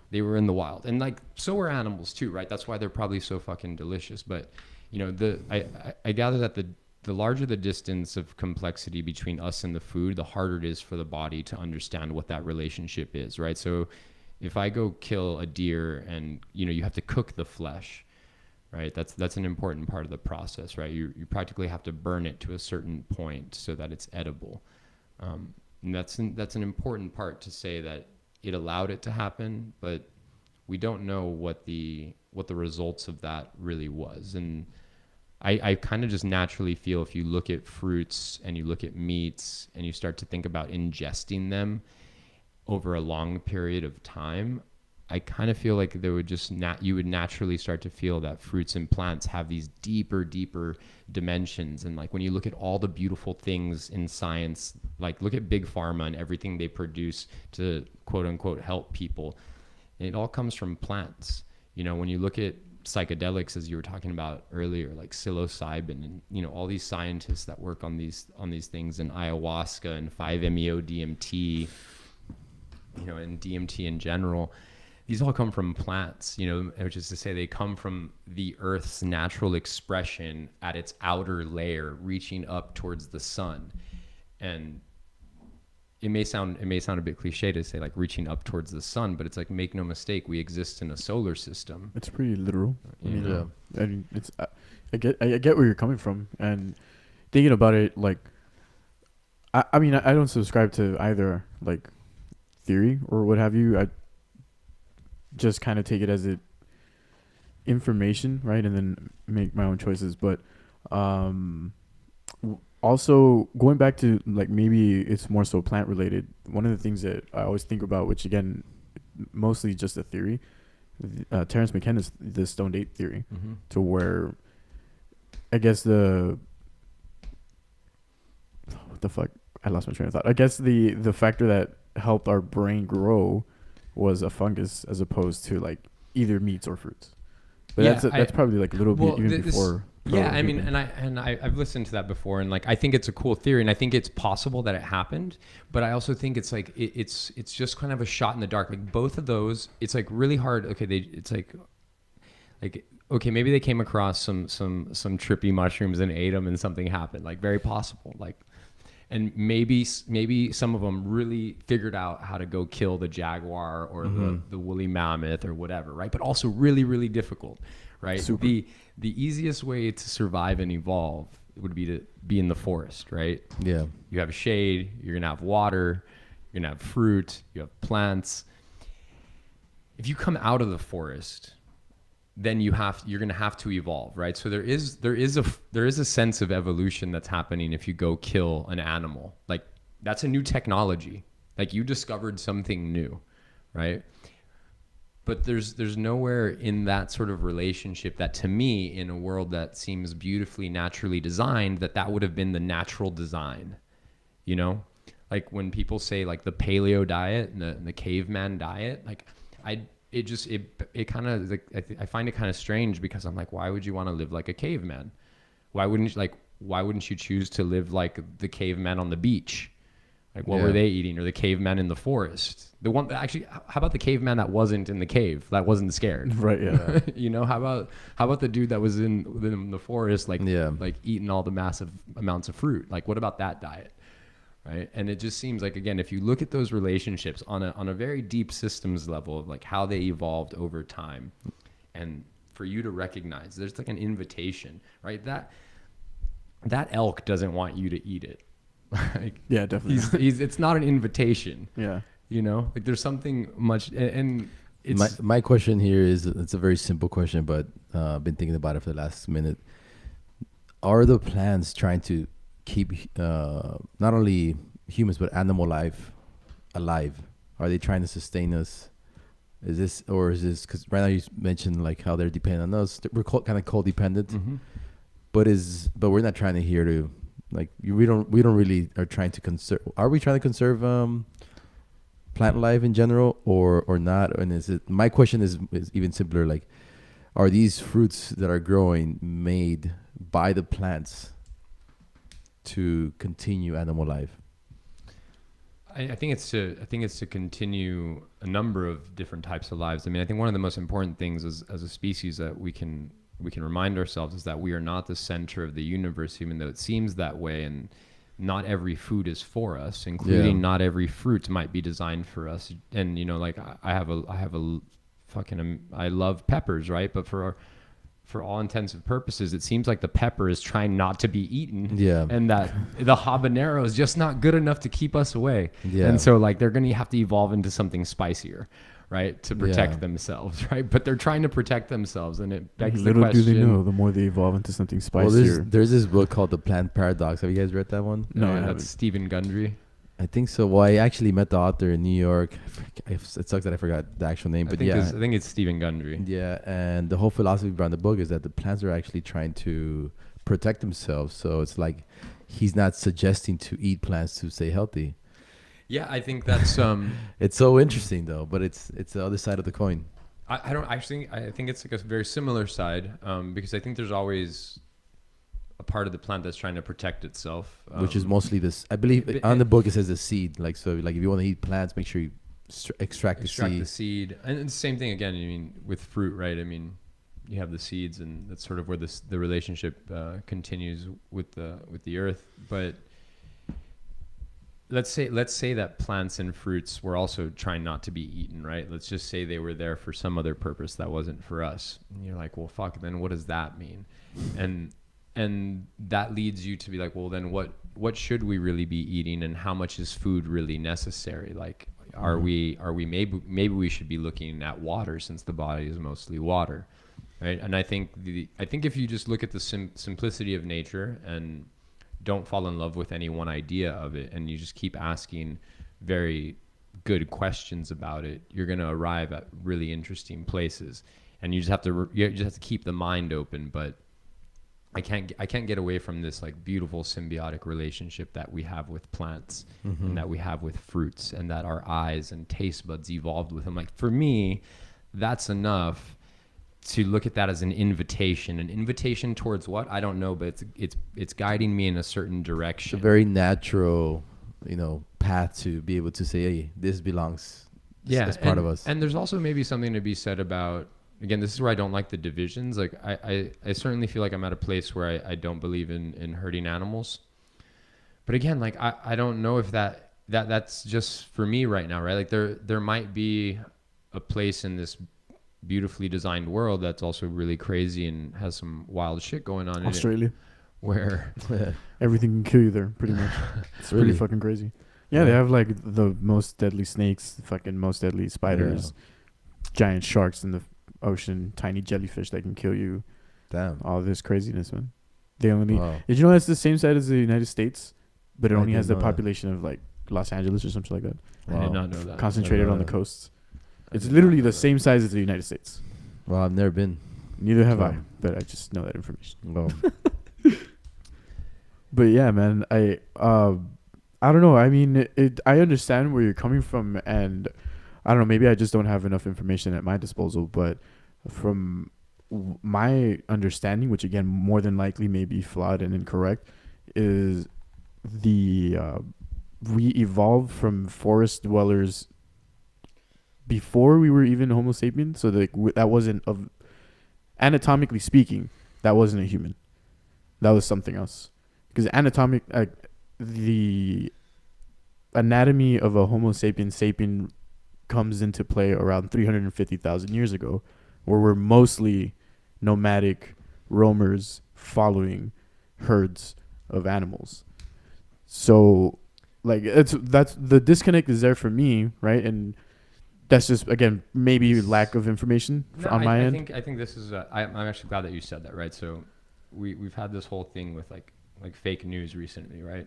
So I always beg the question: if something's 350,000 years old, I'm not sure how much we can trust any information, right? So I'm just looking at what's in front of me, right? That I can see today, and this is what's in front of me that I can taste, eat, use, experience, and then talk to you about in real time. Because whether or not 350,000 years ago is right or wrong, it's up in the air, right? But we have this in front of us today, right? So you can go out in the next 30 days, put this to the test.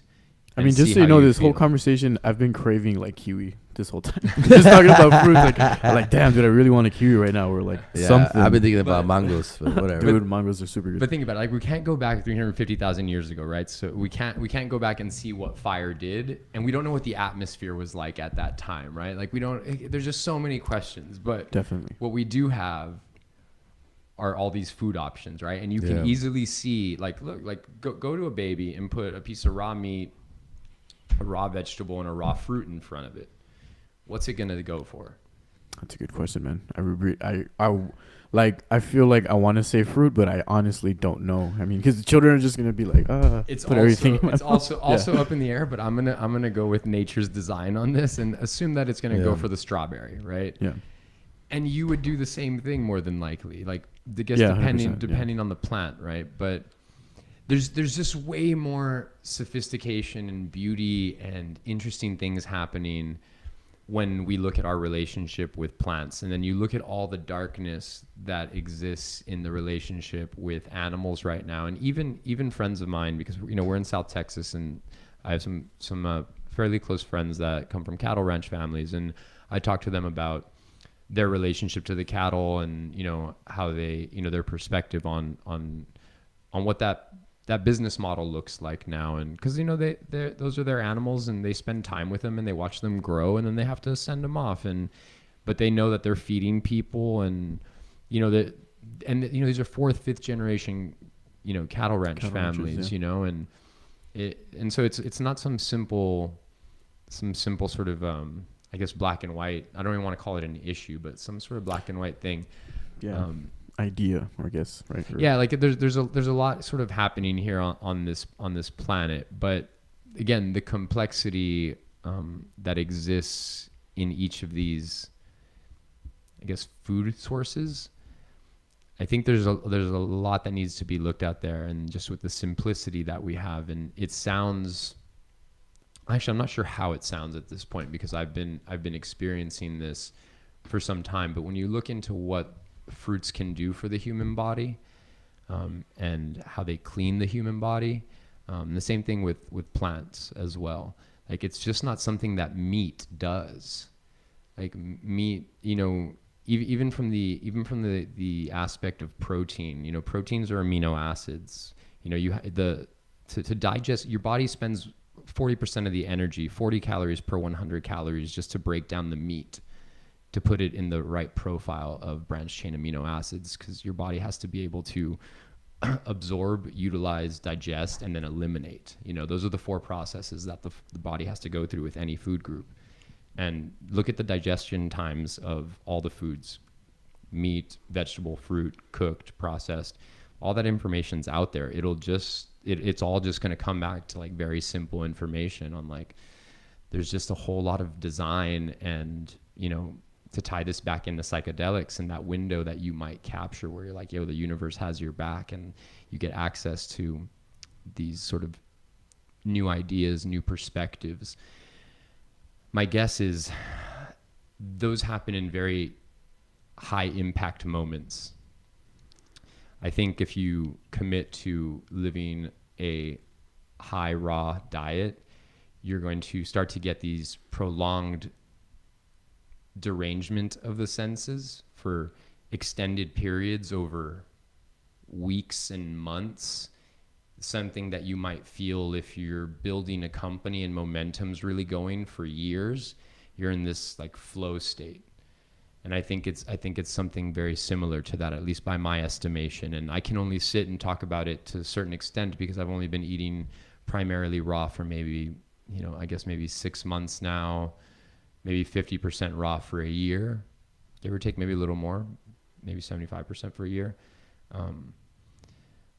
But I'm confident enough to say that eating raw and fruits and plants will allow you to, at the very least, balance the other choices that you're making. Because if you just dig a little bit, just spend 15 minutes researching meat, fruits, plants, and just with 15 minutes of research, it should give you enough information to reframe the way that you look at your food choices and understanding the cause and effect relationship that it has on the body. And that's all you can really, again, that 1% every day, at the end of a year is 365%. And if you decide at the end of that year that you should be a carnivore, there's probably a really good reason why that you should be a carnivore. And the people that I've seen, I use that as a specific example, but there are people that are on this carnivore diet and they have major, major issues, right? I don't think that's normal. Like to me, if you have to eat meat like that or do anything like that, like there's some major issues that have been there for a long, long time, so it's not just the food choices that you have to make. It's also like, where are you? Like when you look in the mirror and when you look at your, I don't know if you get tests, like, but how do you feel truly? And like, what decisions have you been making? Because everyone knows where they're at, how they feel, right? And that's your baseline. And do they though? Well, because they don't, but they like, have the opportunity. They can say, right? I think I know what you're alluding to, and I guess I would agree with you. They probably don't. Yeah. And this is actually a really great way to actually see if what you think is true or not. Like, wouldn't you want to know whether or not you're as good as you think? That whether or not your ideas, because let's think about it. I don't know where you two gathered your ideas about food and food and water and anything else that you take from the outside world and put it to your inside world that then expresses itself in your physical body. But mine all came from culture and family. And we're all from Laredo, Texas. And I mean, this is, this is a pretty young city. It's not known for its health per se. And our families did not, at least my family, was not raising us out of concepts outside of the options that were available in the store, right? The concepts came from what was in the store, definitely, right? So definitely, and it's like, so we had barbecues, and so there was like it was like a beautiful culinary experience in many ways, right? Like all sorts of ribs and barbacoa and tacos and pareadas and moles. The and works, of course, yeah. It's incredible, but none of that cultural inheritance has anything to do with health or consciousness or these new ideas that we have, right? So we have the opportunity to now take these beautiful inherited cultural ideas that we've been given and improve upon them. It doesn't mean to shut them away, right? Yeah, it just means to tweak them, make them better. It's a form of balance, and Yeah, because I mean, if that was the best that they had to work with, well, hey, they did a fucking great job. But now we have, it's incumbent upon us, right? Jeffrey, you have children, and we had this conversation the other day. But you're their nutritionist, you're their doctor, you're their dietitian, you're their doctor, and we're by default is like kind of like the same way I would rely on my grandmother. They kind of rely on me now, but this whole mindset that they have to have a doctor or they have to have a nutritionist to tell them exactly what to eat or stuff like that has now been like, okay, you know what? I know the information. I've done the due diligence to experiment not only myself, but go out there and research and talk to other people. So there's this natural inclination for one of my kids to naturally just come up to me and like, hey, Dad, why aren't you eating meat anymore? Or why aren't you eating this anymore? And there's this conversation that's being created in a very natural way where it's not me saying, hey, Don't eat meat don't anymore. eat meat anymore. Whataburger? Yeah. Fuck no. Yeah, no, my son still will ask. The only for sure thing that we don't do that I don't buy my kids is McDonald's. Anything else, kind of like, oh, okay, we'll play with it. But McDonald's is just like, not even the coffee, nothing. Yeah, Across the board. Shout out to McDonald's right there. Yeah, we don't do McDonald's. Josh, I meant to say I apologize. I did not mean to interrupt you. Oh yeah, but I did. And so, note to self and to audience: when you interrupt someone, certainly apologize, especially in a podcast. I do it all the time. It's funny. It's hard to chime the right time when someone's speaking to like jump in, and as I play around with it more, like I get a little bit better at it. But yeah, it's you're like, whoa. It's very fluid, so I don't know. Yeah, but I don't even know what we were talking about anymore besides, I mean, well, obviously we're going down the whole idea with fruits and everything. And the only, I don't know, I guess I'm taking all this information in, right? And obviously I have my own perspective on it and everything. And to go back to what you were saying, where it's like, how do you feel? Or like a lot of people can tell you whether or not. It's like, well, I don't know if that's necessarily true, because a lot of us are so much stuck in like the deep rooted ruts of just everyday life that food just kind of is like consequential, or like yeah, you know what I mean? And you're like eating on the go, or like definitely. Going back to being conscious about it. Yeah, I mean, I guess it's like you start where you start, right? And for me, like I said, it started with, do you want to be an aesthetic beast? And that was enough for me to start. And I don't know, I think if we looked at the body and the mind just had this idea that we are hydroelectric biocomputers that have access to consciousness, and in that consciousness sits fields of opportunity that gets expressed as creativity, art, business ideas, careers in this world. And you have to start getting comfortable with using language as technology and not shy away from using words like consciousness. Doesn't mean you use them on purpose to sound smart, because it doesn't make you smart to use that word. But it's just that's what you're talking about. It means that you have to. It's part of expanding. I mean, it's why we read books. It's why we have conversations. And so, I guess if I wanted to sort of just add in, like, it's not like there's no wrong decision no matter what you're eating, but there's always room for improvement on those decisions. And so, I just feel like if I could. If the goal was to make the body as healthy as possible, what decisions would you be making if that was the goal? And if you don't know how to make those decisions because you think it's complicated, think about how simple it is to eat foods that don't need much. Like I was talking to Jeff about, and I say don't need much in the sense, like when you eat fruits, like they're already seasoned for you. They're already meal prepped for you. They come in containers. Yeah, they're just, it's already, most of the work is done. And I think, again, like there's a hidden invitation in there to something really special. And so I think if you could just simplify and it's tough because when you come from like, eating 7 types of mole, 6 days a week, full serving. Yeah. Times 2. Our mouth has been in this constant, orgasm for years. Foodgasm. So what? Yeah, an apple probably doesn't taste like much at first, but it's not. It's like it just takes time and just again that 1% improvement, and it really depends on what you want out of life and like what you're willing to sort of experiment with. Because in the beginning, unfortunately, it is a little tough in the beginning because you are breaking habits in a sense. But don't you want to be in control, at least making your own decisions? Like if a habit is something that you're not in control of, whether it's good or bad, it's an unconscious mechanical reaction to a situation.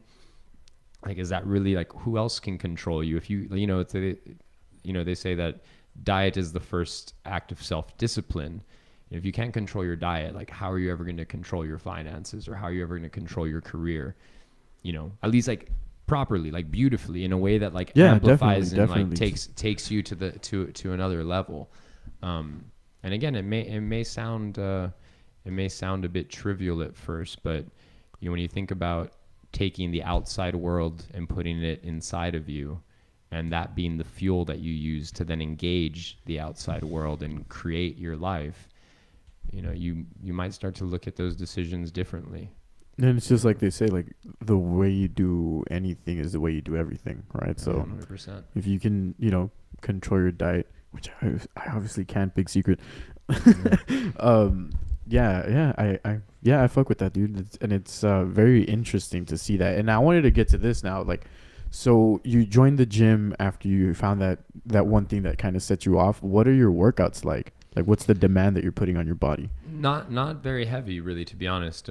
Once I got the weight off, I mean, I try and spend as little time in the gym as possible, to be honest. I go in there out of pure purposes of keeping my body highly charged. And I know that, you know, as a byproduct, the physical body is like fit and good and strong. And like, yes, there's that side of me that, you know, like there's a bit of a vanity project too. And that's fun, but you know, there's this, I haven't really, I'll touch on this a little bit, but your muscles carry charge and the body is electric, and, you know, that translates in very specific ways to your body. But the reason you feel so good after a workout when you're pumped, you know, or when you've sprinted, is because you've raised your charge. You know, you've like, I love the way you put it like that. You've raised your charge. I want to go charge my body. Elevated. Fuck, let's go. And you're releasing endorphins in your brain and everything. Which is, you know, you're stimulating processes, right? You're stimulating everything processes. Firing, and feeling good. But I do there's nothing fancy about my workouts. I mean, you know, squat, like the basics, like squats, bench, incline, decline, kettlebells. You know, I'm in there for an hour. You know, I think you'd be so surprised. Like people, I think, have a hard time, based on what I can see. They say they have a hard time losing weight, and you know, again, going back to all these diet books that get printed every year, but everyone has a base metabolic rate, which is the amount of calories you burn for being at rest just to run your body's organs. And, you know, for me, that's, I think, roughly like maybe 1,800 calories. And try and eat 1,800 calories on a raw diet. It's a ton of, you're going to eat a fuckload of kale. Like it's really tough to gain weight. Like I struggle to gain weight.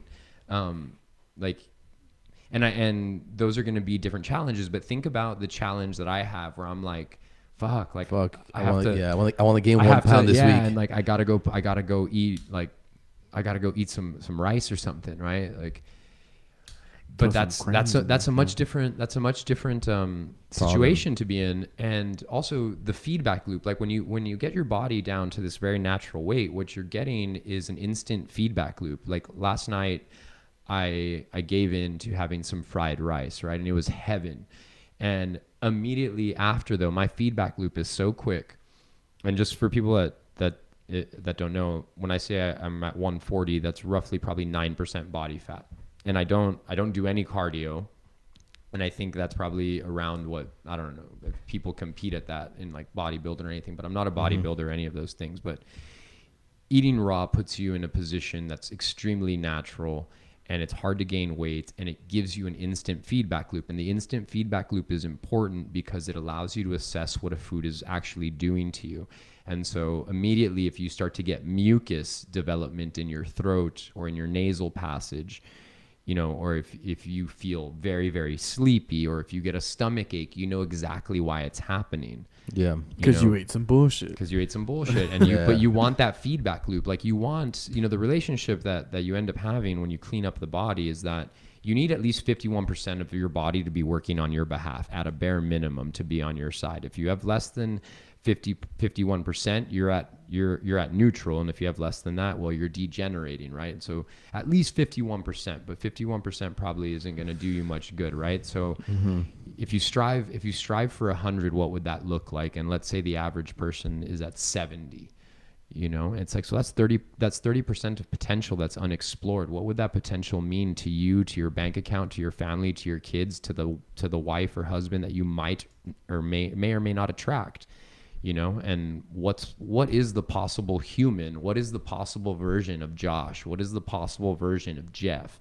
If you've been eating a certain way for your entire life, why wouldn't you at least give something else a shot, not to replace it, but so you could integrate more, right? Like take control, like be dynamic, be curious, and easier said than done. But when you start doing it and you start realizing the effects it has on you that are more than just concrete, like the concrete is what's in the mirror, what's on the scale, and then the subtle part is how you feel.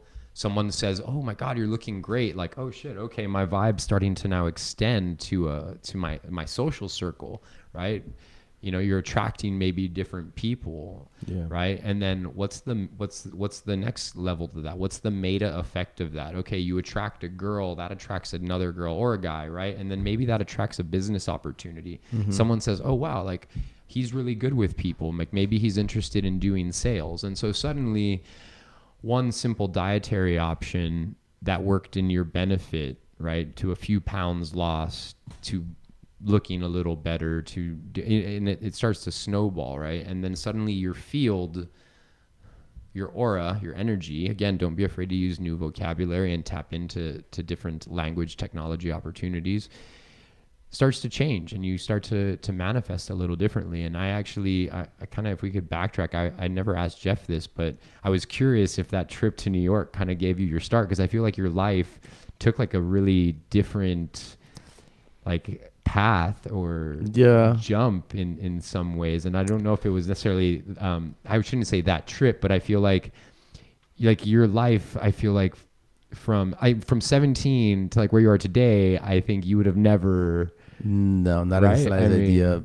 No, the current position that I am is mentally or spiritually or all encompassing aspects of who I am as a being drastically changed a few years ago, and it was all kind of very similar to what I was telling earlier, like, well, this moment of finally having a chance to look inward, because you're always looking at the world from your perspective and from one window and saying, oh, why is this happening to me? Or, I'm in this situation. Why? It's almost like the whole idea of being a victim to yourself, and the reality is that you create the majority of your problems. And so at that moment, thankfully, I've had this spiritual connection throughout my life. Since I was a kid, I had a spiritual connection with the universe or with God, or however you want to approach it. In my case, it's Jesus, or source. Yeah, that's my source. But I always knew that there was this way you can manifest and that you can tap into this other source in times of need, or not even in times of need, when you want to create something, right? Where you can get this energy that it's at a higher frequency, where you just kind of said, like, you all of a sudden you meet one person and that leads you to another thing because you tried to do something good. But a few years ago, I think it all kind of changed for me, maybe because I was finally outside, not only in a different environment, but also by myself without any family. Here in Laredo, I have nothing but family and a lot of friends. All of a sudden I'm in New York City and I'm by myself, and now I'm kind of like making every decision as calculated as possible. It's like trying to figure out what's that next step, and all of a sudden it's more, I can't depend on anybody besides myself. And not only now, more than ever, my family depends more on me being at my optimal being. So I noticed myself being always kind of I don't want to say the word sick, but I was always like congested. I had mucus always, had been suffering from that for like 15, 20 years already. 15 years of mucus. Yeah, wow. Literally. Actually, when we used to play, I don't know, they would call, I would call, the coach would take me out so I can freaking clean my nose, literally clean my nose, and then he would sub me right back in. Wow. That's that's how bad it was. Was that from anything in particular? It was directly correlated. When I stopped eating meat, it really literally stopped. Okay. It literally just, I no longer had allergies. I no longer felt like I was in a food coma all day. So would this change happen in New York? It happened in New York. Yeah, it happened to me because I had a high levels of stress correlated to, obviously, a little bit of the movement, having my family up there, trying to juggle like family life, new work life, and being in a new environment all at the same time. Like it all just kind of like just came all at once. And for me, I didn't feel that I was to my fullest potential. You kind of said it in a different way right now, like where you're at your 70%, for example, and like what is that 100% look for me? What is the possible human? Yeah, possible version of Jeff. At that moment, I was my solution at the moment when it first started. It was like I was introduced to Adderall, and for me, Adderall was like that. Oh shit, I can function better, right? But that only took me so far, and then to get back into me, because I don't know if you guys ever taken Adderall or not, but Adderall gives you this false belief of what you're capable of doing. You feel like you're more productive, and it does to a certain extent. It does give you some benefits, but I caught myself again being dependent on something else to be able to feel fully functional. So I started doing, okay, so what's next? All right, get off the Adderall. And then, let me do. I actually one of my mentors told me you should try fasting, and fasting happened to me where it wasn't like a 4-day or 5-day fast. It originally started with me fasting for 12 hours out of the day. So I wouldn't eat my first meal till about maybe 10, 11 a.m., which was hard for me at the very beginning, and then it slowly, gradually went up to like 18 hours a day over the course of a year. That helped me out a lot, but I still didn't feel great. You were still eating meat at this point? I was still eating meat. Yeah, I was still eating meat, and it didn't happen to me. What kind of meat? I mean, can we get specific, just out of curiosity, if you remember? I mean, were you eating like halal? I was eating all of it. You're eating everything. Yeah, everything. I really didn't have it all in. Yeah, taking it all in. But I was eating halal, obviously. It's fucking big over there. Delicious. But yeah, I had this guy that literally like a block away just walked down from my apartment, and there was the best halal food in New York. New York. So, and then slowly I started, just doing more research of like how I could feel better, and I started learning more about this philosophy of Dr. Sebi's philosophy, which is you eat native plants to where your ancestors are from. Like your ancestors are from, you try to look for that area of where they grew up. And then I started doing the research, like where the fuck am I from? Because half of my family's originally comes from Spain. The other one are like maybe Aztecs or Mayans. I have no idea. So it was kind of confusing for me. But at the end of the day, like, okay, there's some principles there. So I started looking at what were native plants and what weren't. And I was like, all right, I'm gonna try a straight 100% vegan diet. And that really set the tone for me these last 2 years, where like, oh shit, I literally don't have allergies anymore. I used to not be able to have a fan on in the room. Like I literally could not have a fan on because with the fan it would trigger your congestion. My congestion. And it was something that I thought I was gonna live for the rest of my life with that condition. Yeah. So when that stopped, it was like a huge eye opener for me. And then I found out about this mucus diet. I read this book, and it showed you how mucus is pretty much something. It's a liquid that the body produces based on what you're eating, because it doesn't know what to do with it. Like let's say you eat a piece of meat or whatever.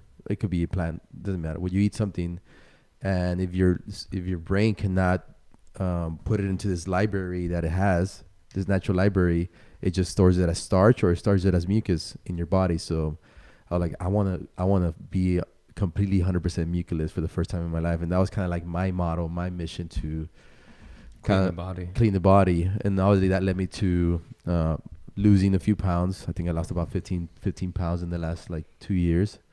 And slowly I've been able to kind of like going back to this approach of like understanding what something does to you as soon as you consume it. Yep.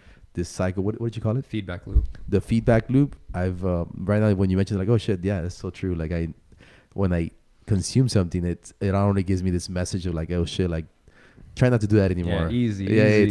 Take it easy, bro. Easy. So that shit, over the last like 6 months, I've introduced more like proteins to my body, which are like mostly based off salmon or codfish. Yeah, those are probably the only two, but the rest is mostly vegan. It's a mixture of vegan diets. And I don't like, how there's like this like whole new line of products that are vegan, like the Beyond Meat. Have you guys tried the Beyond Meat? Mm-hmm. Yeah, well, It's like the Impossible Burger thing, or what? the Impossible Burger. I've had Yeah. it once, yeah. So that's when I eat the Impossible Burger, I literally feel like shit. So I stopped eating it because of that. Yeah. Yeah. I mean, I could see that. It's like just like super processed. Yeah, fucking yeah. plant stuff, right? But Pretty I much. mean, I guess if it saves a cow, why not? Yeah. could be a good thing. But I Save certainly a cow, get some cancer.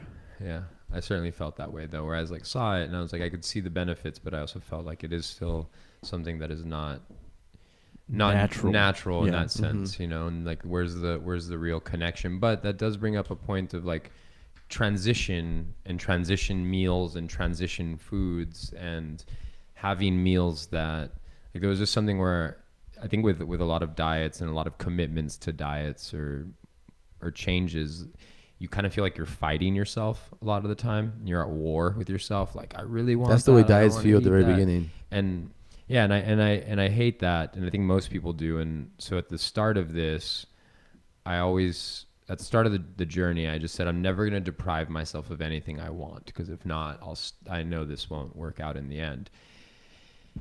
But I had to know truly what I wanted, and what I truly wanted was vital health. Mm-hmm. But first I wanted to be an aesthetic beast, right? So, but eventually, I actually is that a T-shirt yet? I was made the T-shirt yet? No. Why is that not a T-shirt yet? I actually, for me, it was I want to be my optimal self, or vital, like having that. I wanted to feel like 100% again. It's, I was like, it's the more mature goal to have. But now I just say that I'm like, damn, I want to be an aesthetic beast too. It's a good goal to have. So it's new nice. goals in 2019. And now. they don't have to be separate either. I mean, they come with, and then to have like to have like your mind working in such a way where you just feel clean, you know, and like you just, you know, there's an aspect to cleaning the body that it takes a long time. It's taken me 18 months and I still feel like I'm in the process of doing it. Granted, I think I was probably a lot more toxic than a lot of people were. But food is really emotional, and something that I learned and as I was going through is like I really love pasta, right? And like pasta's pretty good, man. Yeah. And I really love potatoes. And I started thinking about like, why do I love these things so much, right? And pasta I think it's because of my girlfriend in New York. She was half Italian by blood, but like full Italian by culture, and like pasta was just like all day every day, you know? And so I think there was just like this warmth and comfort food for me. And then I started looking at the way we talk about like desserts in particular and sweets, right? Like, well, it's like we even the way we associate our love life, we call someone like she's my sweetie pie, right? Or she's my cupcake, or like right. And and then you think like when you eat a chocolate, like Valentine's Day chocolates, right? These little intimate things and hearts, and like we're showing that food is like highly emotional, and that it nourishes there's more than just the physical body that's being nourished. And so I started to pay attention of like, what am I eating when I feel a certain way? Yeah. And maybe, you know, you can look into the science of that. But if I remember correctly, I think there was like a direct correlation between sort of like low dopamine levels and low levels of tryptophan with people that crave processed carbohydrates. Yeah.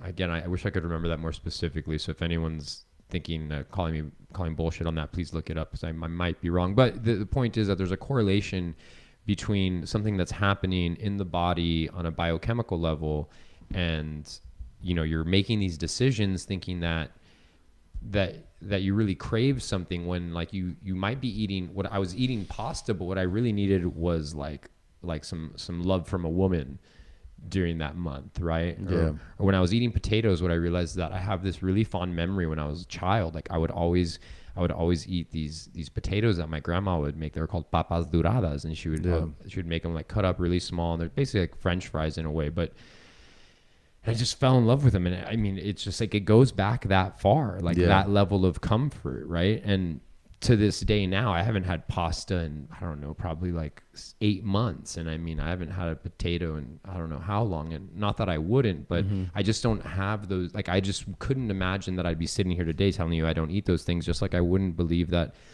I would have stopped drinking alcohol or stopped enjoying cigarettes.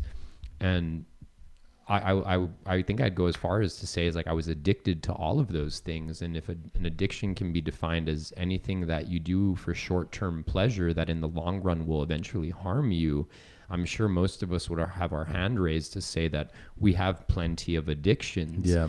It's not just, it has nothing to do with substance abuse, or it's not limited to extremes like substance abuse, but if you do have a relationship like that with food where it's actually filling love in your life and connection, it means that you have larger real, I don't want to call them issues that need to be addressed, but you have larger needs that need to be met. Yeah.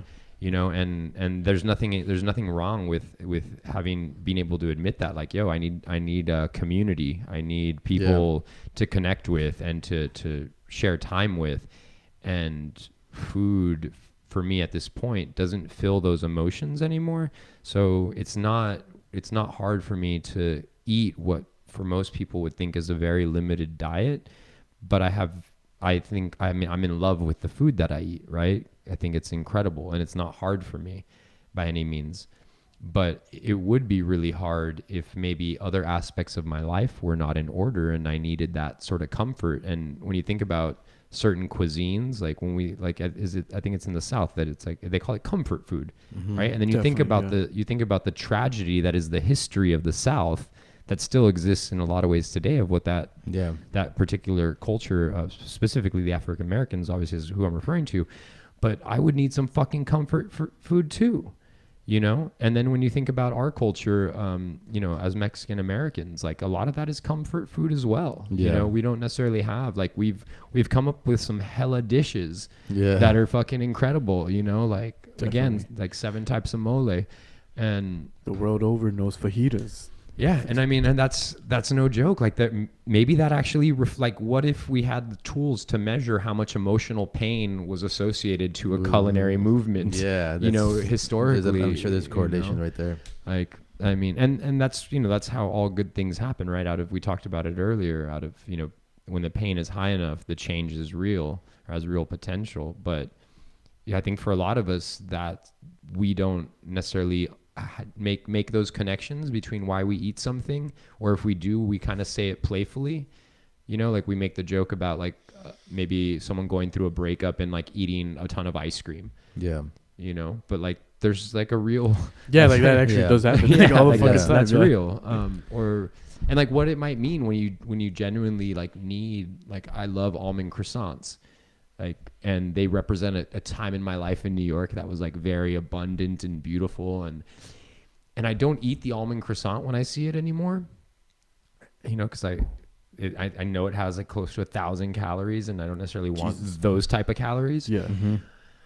But I realize that it's the memory that's there, that when I see it, it's like a symbol, you know, that's what it represents. The connection you have towards that moment. And to have that awareness about you and your food, and then to be able to create new pathways in your brain, new connections in your mind, body connection, new emotional pathways with food, on a clean level, on a level that's healthy, you know, like that's a new potential, and that's rewriting your brain, you know, like one meal at a time. Walk us through a little bit of like the beginning of your transition into this. Like how many meals would you eat per day, more or less? So I started just tradition. I mean, to be honest with you, it's a little strange, but because I was working so much in New York, even in my dark days, I was eating 1 meal a day, which is what I do now. Okay. For the most part. However, let's just say I was eating 2 meals a day, because I was never a breakfast person. I was always like coffee in the morning and, you know, lunch sometime in the afternoon and then dinner. That was pretty standard. But not uncommon to miss a meal because I'm so busy, and that's pretty common in New York, I think. But when I moved back to Texas and I started going on this health journey, I slowly realized, as I learned about fasting, that I had been doing it in New York, and I realized that probably did help me survive those last several years where I was partying so hard and working so much and was like highly financially successful and highly expressive in my drinking, that fasting probably, allowed me to go much longer than I probably could have sustained it otherwise. I could be wrong. That I'm speculating in hindsight, but again, the body's not necessarily resting when it's digesting, right? And so knowing the digestive process with your foods helps. And so slowly and slowly, I started to close the window as I started to clean the body to smaller and smaller eating window, basically, just a little bit every month, just to see if I could do it. And eventually, I found myself being able to fast daily for 23 hours and then eat one massive meal, consuming all the calories. Mind you, I stopped counting calories after 3 months. I bought a Fitbit in the beginning. It helped guide me, so I could. It basically gave me the initial foundation of understanding what calories were in my food. It's like a Fitbit tracks like a watch or something? It's well, I mean, it goes on your wrist like a watch would, but it doesn't tell you time. It's just specifically for calories. It's an app, and it allows you to track everything, so you can put everything you're eating into the app, and you can just see you can see whatever you eat, you can put in the app, right? So it allowed me to just get a direct correlation to what is the caloric value of certain foods. And I created a quick encyclopedia of what I was doing. But yeah, you just start to learn that, for one, food takes up a lot of time. And two, the body is not resting when it's digesting. And so if you truly want the body to rest and heal, you do have to give it time. And you start to look at, I'll just answer the question. In short, my meal times became shorter and shorter. And now where I feel like my body's always working on my behalf, and I have a lot of metabolic and physiological flexibility with my diet and my body, I can comfortably eat 3 meals in a day if I wanted to. And I say comfortably meaning if I was for some reason that hungry because I'd used that much energy the previous days before and I needed that, great. But typically I don't eat until around 3 o'clock in the afternoon, and I'll usually eat all my food between 3 and 7. Sometimes that means one large meal at the office where I'm just sitting and just eating fruit for an hour, or that might mean I wait till I get home and at 7 o'clock I have a huge feast. And from most of all that is raw. But from time to time, my body does kind of crave nourishment. And I do think that's emotional. And I say nourishment in an emotional way where, I'm highly stressed and my body just wants something warm, and I tend to gravitate towards starches. In that sense. I had rice last night, and I was working, I was at the office from noon to almost 11 last night, and I had some rice, needed some love in my life, and it helped put me to bed, and I slept like a baby. But that's sort of where I'm at, and I think that's a really good position to find yourself where you can associate beyond caloric value. You can associate beyond fats, proteins, and carbohydrates. You can associate on a very sort of emotional and spiritual level of why you're making a decision, and be okay with it. I'm not at war with myself to be an optimized human being. And even when I quote unquote slip, I don't believe in cheat meals. I believe those are lesson meals. They're teaching you a lesson. What's the lesson in this meal? What am I going through? What am I experiencing? Or do I just want to just see what cheesecake is like? And that's okay too. Do I want to have that experience? But it's just about choosing, I want this experience, right? And really actually wanting it. I likely will have alcohol again, I think, but I think it'll be limited to hanging out with a woman, in an intimate manner, or maybe traveling with a friend, where it's amplifying what we're doing in a way. Is it an enhancement as opposed to the purpose of the experience? Yeah, and I think that. Yeah, and I think even alcohol goes back to nourishment, because I think what alcohol, bars in some way are these last bastions of community where you can meet people and strangers, and specifically of the opposite sex, or at least love interests in general. But you know, that's loving connection. And so what you see across the board on all this is, again, like I started this saying, oh yeah, I left New York because there was no loving connection. And then, you know, all these food issues, and it's like, oh, they represent loving connection. And it's like alcohol, it's loving connection. And, you know, it's, you can see how emotional this is. And getting back to, I'll just try and tie this in with the fact that we are electric, is that emotions carry charge. You know, and we know that like in the body. Like, you ever seen someone who's upset and angry? Like, they're charged up, they're fired up. You can feel it. You know, and you ever see someone who's depressed or sad? Like, zero charge.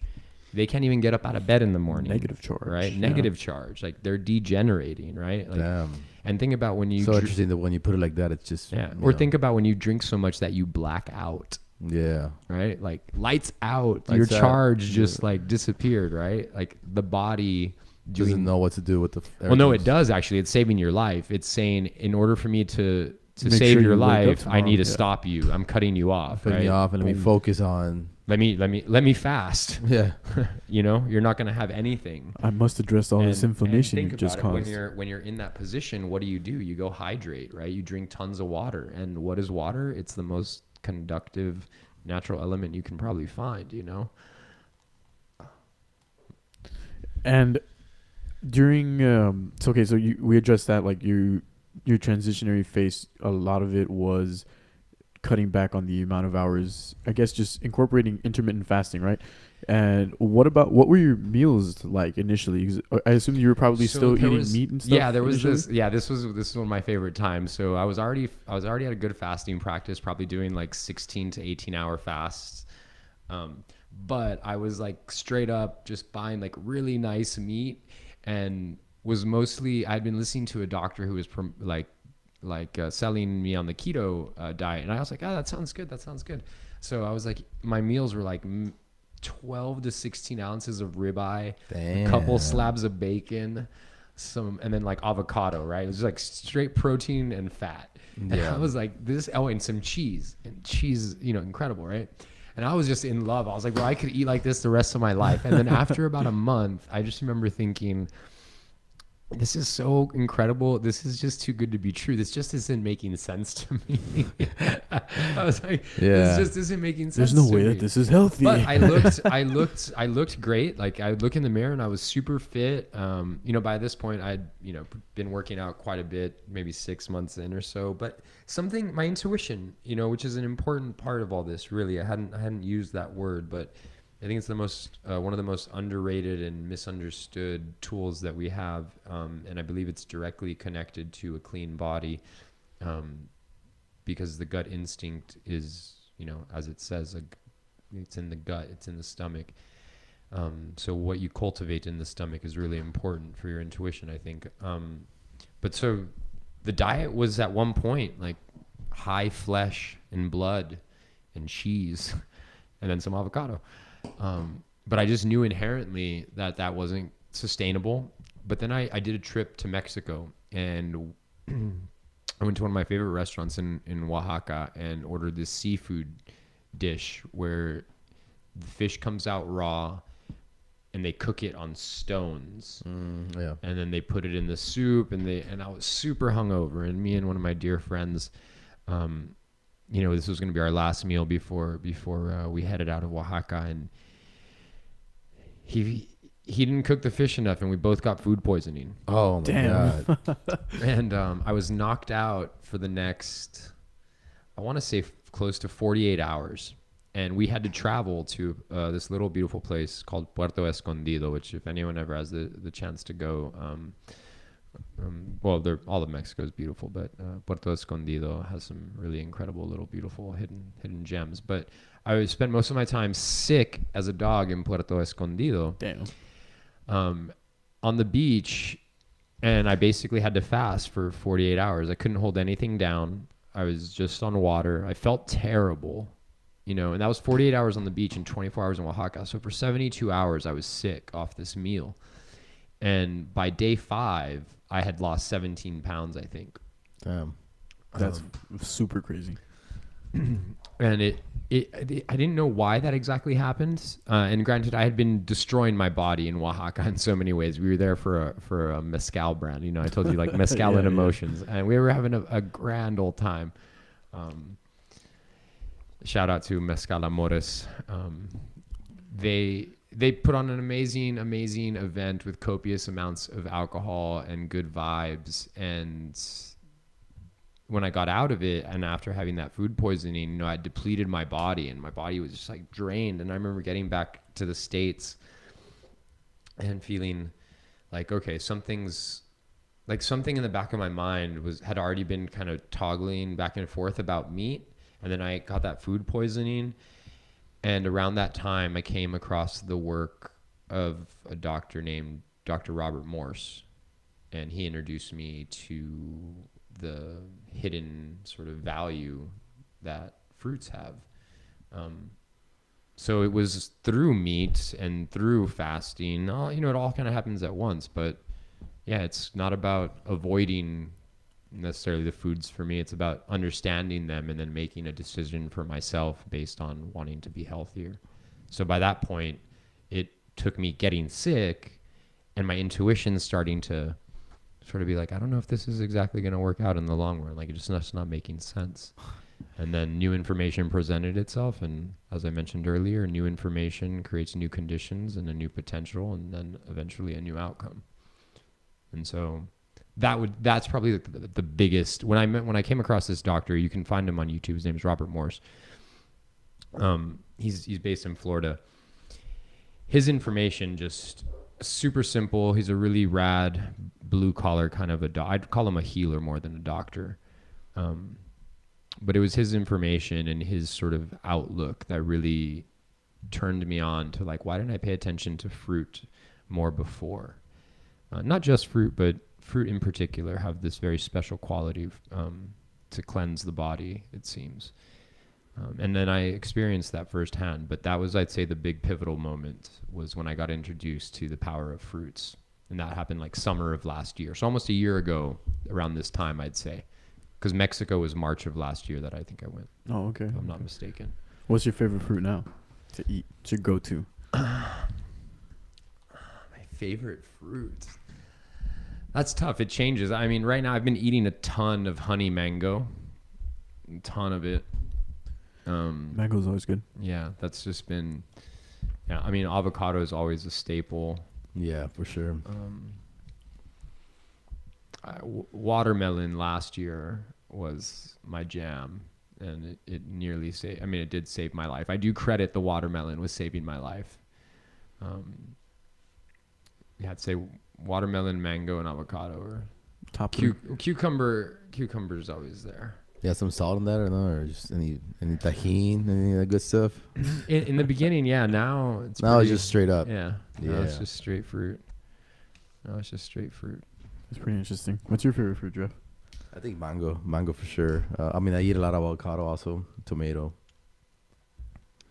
But I think if I had to choose one, it'd be mango first, and then a lot of second place. I've always been more of like a citrus, like orange. I love orange also. Orange is like, I feel like that's my favorite. It's so juicy. Yeah, that's just me. You know, what's kind of cool is like if you start looking up when you're craving certain things, because the things that we crave ideally should be the things that cure us. You know, you shouldn't crave something that makes you sick, right? Which is obviously the problem that the alcoholic has and the heroin addict has, is that they're craving the wrong things because what's inside of them is unhealthy to begin with at that point. And so when you're craving, what were you craving again, you said? Kiwi, earlier, right? So I'd be curious, like, what is in a kiwi? What qualities does a kiwi have that, you know, you might be craving because your body's telling you something, right? I don't know. What is in kiwis? Riboflavin, maybe something? I don't know. I think I wanted to vitamin say C, probably more than likely. I think it's good. I think it's actually good for rest. I think it's good to eat at night. I think it promotes like high quality tryptophan production. What sort of like, I don't know, do you, how are you collecting all this information? I mean, you mentioned that one Dr. Robert Morse, right? Robert on Morse. YouTube. Any other like suggestions that you may have for like other listeners that are interested in maybe Doctors, or just sources of information in general? Yeah. Yeah, I mean, I think Robert Morse, specifically for fruits and what I would call like grassroots consciousness.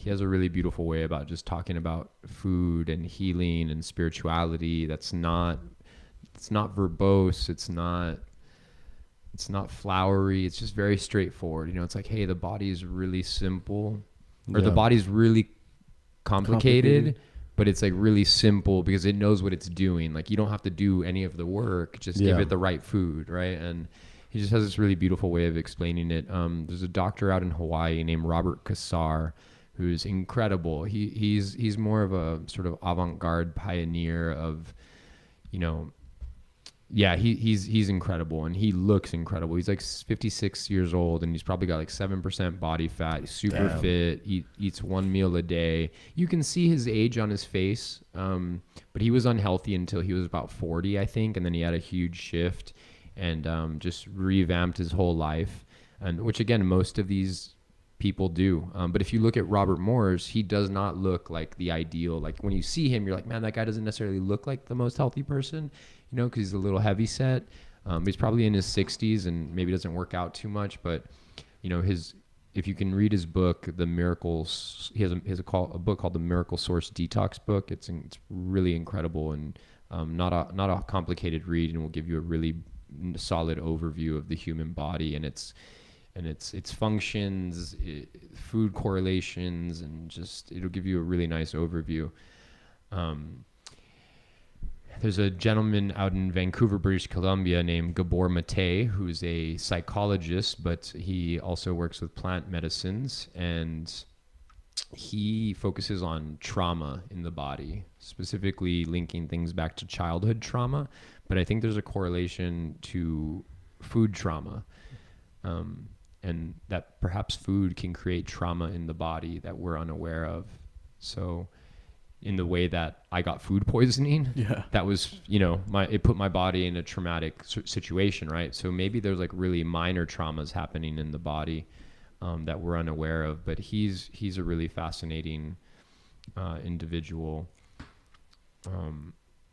Jordan Peterson, who's become very popular in the last couple of years, I found him really interesting. I correlate everything and try and drive it towards back to food or the elements that we exist in a way. But something that Jordan Peterson said, he talks a lot about responsibility, you know, the ability to take agency over one's life and decisions, which again, you can correlate that to diet. But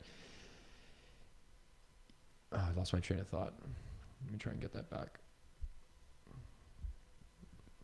Oh, he always talks about, you know, he says, clean your room.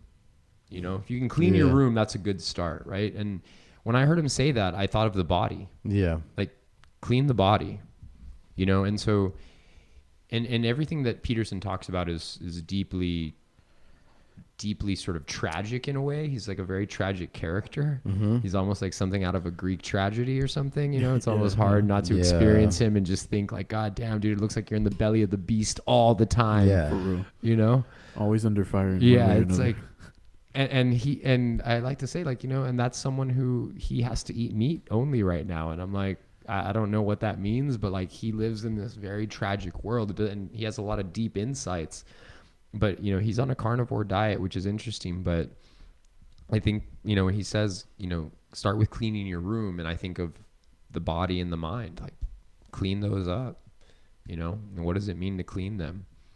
I think I actually have some notes here of other doctors. Oh, this isn't a doctor, but if you guys have heard, this book never got really popular, but it's called Proust Was a Neuroscientist. It's by a gentleman named Jonah Lear. I'll just offer this really quickly. I don't know if you asked that question in a form of like summing up the podcast or not, like in closure. Maybe. I wasn't sure if that's what it was, so I don't want to talk too long. But this book is fascinating. It's called Proust Was a Neuroscientist. And what the guy basically does is highlight a number of examples from different people throughout history. So chefs, authors, painters. And what he does, I'll use the example of, I think it's Monet or Manet. I get the two confused, but whichever one was the founder of pointillism, which is where you paint with like really, really small dots. So he highlights examples of artists that through their artistic expression, through their intuition, created this beautiful art. And then years later, neuroscience or science of some sort confirmed or discovered that what they were expressing was a certain part of the process of how they were seeing the world. That is, it's very scientific. So like pointillism is, you could say, pixels. Yeah. Right. But it's like if once we had the tools to measure the eye and understand light, we started to understand how he was seeing the world.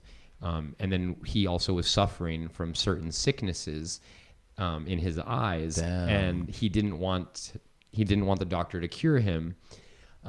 But so the entire book is devoted to how art sometimes precedes science. Yeah. And so this goes back, I'm glad I got to bring this up, because this goes back to what is if the earth was creating art, what science might it be preceding? And if that art were fruits and plants, sunlight, water, earth, what might we discover? Because what if the most important things about the world couldn't be measured? I say it again, but I've never said that before. But what if the most important things about the world couldn't be measured, or we didn't know about? Wouldn't you be a bit curious, right? And so there's like an importance to like open the mind and see things and just be really open. Because maybe you are looking at a painting that says a lot and you just don't know it because you don't know how to look at it. I know I studied pointillism in undergrad and meant nothing to me, but when I read this book, full circle. When I read this book, it meant everything to me. Yeah. I guess someone that's worth really bringing up is actually Wim Hof, who has become very popular, known as the Iceman. Yeah. And I again he was this. I guess for anyone that doesn't know, he's an older. I think he's from Amsterdam. Like a yogi, right? Originally a yogi. I don't know. I guess maybe he's a yogi. I don't know too much of his backstory, but I know that his wife committed suicide, jumped off of a building, left him as a father raising their children, and he was in his late 50s or maybe early 60s, and I don't know if he was in a dark time, but he had this calling to nature, to like cold water, right? And he goes in the cold water and he learns to start controlling his breath, and by controlling his breath in cold water, he starts to learn to control his immune system and his central nervous system, to the point where now he's defined the odds of science, and he's hiked Everest and Kilimanjaro barefoot like countless times. He holds all these world records. And he's done it all by learning to control and utilize his breath. And again, if oxygen were a gift and he found the invitation, what was behind his ability to respirate and use his cardiovascular system to manipulate the use of oxygen? It wasn't just to have a deep or shallow breath, but again, something we take for granted because it is a gift. Mm-hmm. We don't know what the invitation is. And if you have a key, well, you have to know what fucking door to open with it, right? And if you don't, then, but he found it, right? He found it through nature, right? And he's defined all these really beautiful odds. And I bring him up only because I think it's a great example of something so simple, right? Behind nature was an invitation to something much deeper.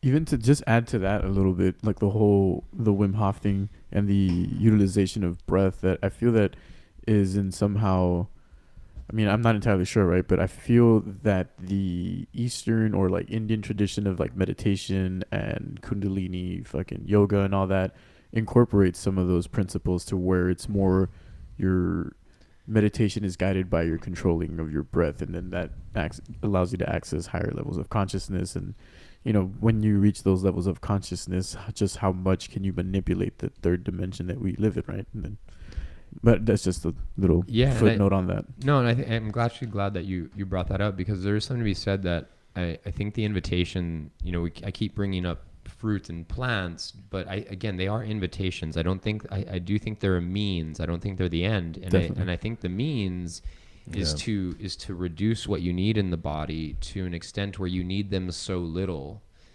because that would also seem, I kept asking myself this question, like, could what heals the body heal the planet? And you're saying like, well, that would be way too simple, right? But in all throughout nature, you have these examples where that occurs. You just don't know it, and you don't need to know it. And the example that I like to use is, if anyone ever saw this on National Geographic or on YouTube, was that I think around 70 years ago, they removed the wolf population from Yellowstone National Park. And since then, all the deer populations, elk, moose, etc., just devoured everything. Nothing could grow. Changed the formation of the rivers. The entire ecosystem was shifted. So they reintroduced them. And it wasn't so much about them having to hunt the deer and kill the deer. It was just the deer were scared now. So suddenly the ecosystems came back to life. The trees got taller. The rivers found their course again. Yeah. So just that one. And so if you viewed it that way, right, that your job isn't to figure out the science. Yeah. Your job is to just listen and know your role within the ecosystem, because we're not the center of the universe in this case, right? So if that held true for the human species as well, could what heals our body heal the planet? Like, and would that make any sense if what healed Yellowstone was simply reintroducing something that was there to begin with? Yeah. And the more important part is that wolf probably has no idea that it created the ecosystem for the beaver, and the beaver, and you see the connection, right? Like we know where this is going, and so I think there has to be something there for us as a species, and there's probably plenty of studies that show like how veganism and a plant-based movement would affect the global climate crisis and these sort of really serious issues. But I think it's not personal enough for a person to make a decision. I think if a person knows like, hey, you can access all these amazing levels of consciousness and that matters to them, they might actually make the selfish decision because they want to find that out. But yeah, definitely. I think that's why I was like, fuck, I'm gonna switch. I want to be 100% Jeff. I don't want to be no 51%. If I might have been even worse. But yeah, I wanted that full access, full control, and I still feel like I'm not there. It's just a matter of playing, experimenting more and finding what works for you. Finding what works, for me. So, but I've already seen the benefits firsthand, and I think more than anything, like earlier, I told you my son was sick. From my son being sick, my wife got sick, my daughter got sick, and all of a sudden, the entire family was sick, and I was the only one like chugging along. What's up, guys? How y'all doing? I'm out here. And I was like, told you all. Was that everyone had a cold? Everybody had the same cold and the cough, and it's still kind of lingering around. You heard Susie's talk yeah. So that's kind of like she was one of the last ones to get it, but it just goes a long way. Like, I'm just chilling, and I'm just like, hey guys, I gotta work.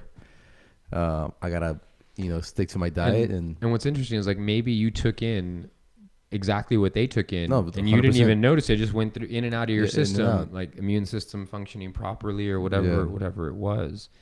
I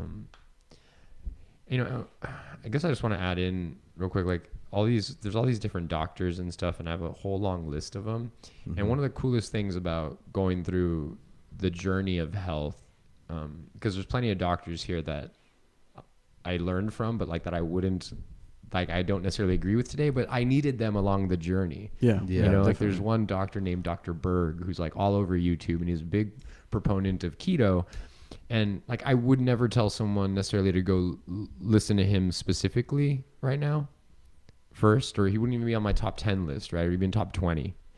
But he served a huge role in where I wouldn't have gotten where I am today without him, right? And so any improvement along the way gives you access to new information, and then you're like on to the next. And you can literally hop on YouTube, and there's so much access to so much different information that definitely within 15 or 20 minutes, I mean, you do have tons of opportunities to shift any number aspects of your diet or any part of your diet, pretty much. Not just restricted to that. And what are you seeking to do with all of this? Like, do you have like I mean, obviously besides your own personal health, but are you going to do anything with all this information, as in like perhaps, maybe write a book about it or create a program or something? Yeah, so I have been working on this now, more specifically geared towards a formal company. Idea we were calling it, instead of a program, is we're designing an approach, a way to approach modern life. So it's a natural systems approach to intuitive well-being and awareness-based living, which sounds like a bit of a mouthful, but the idea is that through natural foods, specifically fruits and plants and movement, you can liberate the body's intuition and gain new awareness.